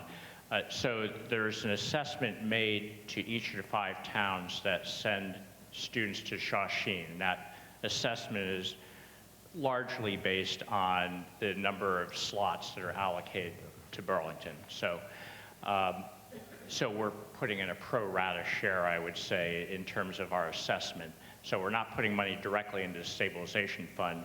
Again, it's their excess and deficiencies or free cash that would be going into this fund. And this fund would be for students that are from Burlington, kind of, towards a percentage-wise? So the stabilization fund works just like Burlington's does. If they, suppose like, in previous year they have a problem with their pool, which all of a sudden requires a large expenditure. If that didn't fit into their budget, 2/3 of the Shawsheen School Committee could vote to use money out of their stabilization fund to fix that pool, which would obviously benefit all students. I understand that if Bedford puts in $100, I'm not getting that ratio. I'm not quite understanding how that works. So, would Ms. Kim like to answer? I'm sorry. Ms. Kim, if you can explain the intricacies of Shawsheen funding. So it's based, we have like a percentage of spots that were guaranteed.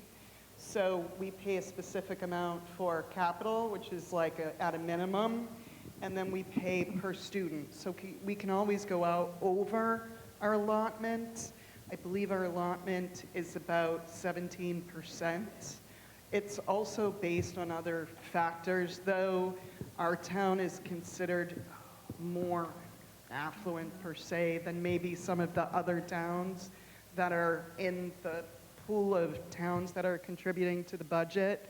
Also, other towns have more allotment of spaces, so they pay a higher amount of money into the budget. Also, the state comes in with money, and we're at the lowest amount for our minimum required funding into Shawsheen, more so than others. All told, we're around, I think, 16.67% of the school there and the budget there. Did that answer? Perfect. Thank you very much. Great. Thank you. Mr. Wadilla, and then we'll get to Mr. Prue. Dave Wadilla, Precinct 1. So we don't actually give our school committee reign of free cash, right? It's got to go through some authorized body to get spent if there's a problem at the school. Why would we do this for Shawsheen when we don't do it for ourselves, right? It seems like we're outside of our standard process here. If Shawsheen has a large capital expenditure, they should come to town. Town can authorize money out of our free cash to go deal with something immediate if necessary, and then we can catch up with a funding item later, right? I would say no to this unless I've got a good explanation why it should be different. Mr. Eiler, any comment? Sure. Thank you, Mr. Moderator. So the Shawsheen School District is a little bit different than the Burlington one in that it's outside of our direct government control. So that's one difference. And they really are acting as a little town, whereas our school committee is responsible for the operating budget, and then they come to us with warrant articles for each capital item.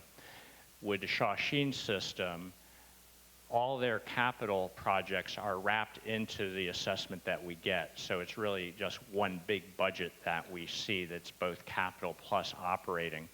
So that's one difference. The other difference is Burlington Stabilization Fund in some ways is also the school committee's stabilization fund. We can draw, town meeting can draw on those funds if, we decide we really need to do something that we just don't have enough money or lying around otherwise in the budget or whatever, we could use our stabilization fund and offset that. Whereas it's much more cumbersome for Shawsheen to do that. They would have to, basically, they would, if they have an overrun, or let's say they had this pool problem, they just didn't have enough money to find to fix it, they would have to go back to all 5 towns and basically get that extra money. So it's a much more cumbersome process for them to go through. They certainly could, but the analogy is much, rather than the analogy being it's another school committee, I would say the proper analogy is it's another mini town that we're all paying into and getting services from. So it's sort of a different thing, but you have a legitimate point. It's it's all a matter of whether you trust them to use that responsibly or not, I guess, is what it boils down to. I think Mr. Everett had a legitimate point that because they are limited in how much excess and deficiencies they can maintain, as you said, if they hit 6%, they're probably going to find a way to spend that extra 1% on something that they could really use. So in some ways, it could be saving us money. It's hard to say how that comes out. Mr. Prue. Michael Prue, Precinct 4, and a graduate of Shawsheen Tech. I don't understand this. What if the other 4 towns don't vote to have a stabilization fund? Like, are we flipping the bill for any, I don't understand how this works. And I agree with Mr. Waddell about, giving them free reign of free cash. Like, it just doesn't add up to me. If somebody could speak to that. Ms. Kim or Mr. Eiler, one of you? Go ahead, John. Certainly talk a lot. So if just Burlington approved this and none of the other towns did, there wouldn't be a stabilization fund. So there's no risk of there being a stabilization fund that only Burlington puts money into and everyone else gets the benefit of. There is either a stabilization fund that benefits the whole Shawsheen system and everyone in it, including us, or there isn't one. There's no, just Burlington stabilization fund. Hold on. Okay. Go ahead, Mike. It takes a majority of the participating districts to approve the stabilization fund to be established. So essentially, there's 5 towns, 3 towns have to approve a stabilization fund. That's correct. And then the other 2 are along for the ride, right? That's correct. Yeah, thank you. Ms. Kim. It requires that 2/3 vote. It requires 4 towns to approve.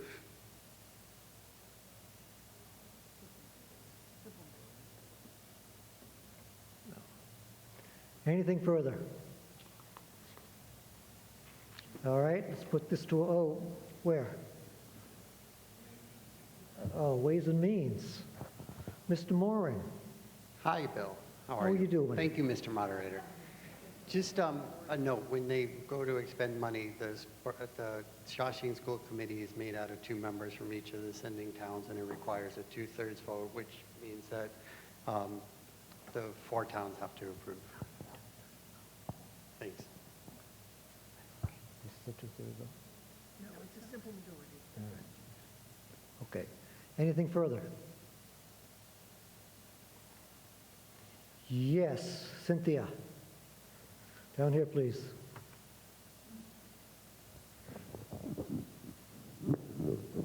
Hi, Cynthia Kazanjian, Precinct 7. Thank you, Mr. Moderator. My question is, I still don't understand how much this is going to cost the town of Burlington. If we're establishing a stabilization fund, don't we have to fund it? Mr. Eiler? Thank you, Mr. Moderator. So the quick answer is no, we don't have to actually fund it. This is just creating the opportunity to fund it. So this is creating an accounting mechanism where If there is excess and deficiencies left over at the end of the year, they could put the money in there. So it creates an opportunity to put money there. It doesn't require them to ever put money there, though. And again, there's two mechanisms where money could end up in this. It could be if there's excess and deficiencies. In other words, they have effectively free cash at the end of the year. So this is a mechanism for carrying that over.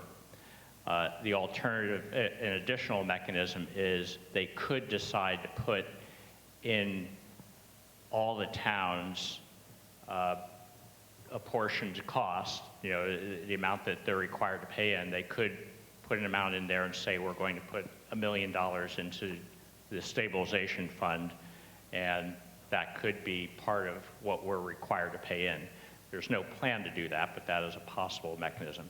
But one possibility is that they don't have any additional amount in their budget to put in there, and say their budget is exactly perfect and they have no excess and deficiencies, then there would be no money put in the stabilization account. So voting for this has the possibility that we might be charged money to put into it, but by no means is that a requirement, and it's not something they're initially proposing. Mr. Prue. Michael Prue, Precinct 4. How many other vocational school districts have a stabilization fund in place? Do we know? Or is this something new to just our vocational school district? Do you have an idea? Town council. So I don't have a number, but I will tell you in the last 2 years of the communities that we represent, most of the regional schools are asking for the establishment of a stabilization fund. Thank you. Anything additional? All right, let's put this to a vote. All those in favor? Thank you. Opposed? Motion carries.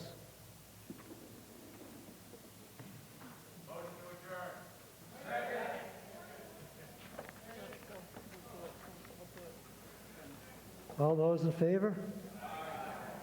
Opposed? I think we're adjourned. Keep an eye on your emails, folks. There may be a conflict in using this room. Not this week? Oh, never mind. Forget it.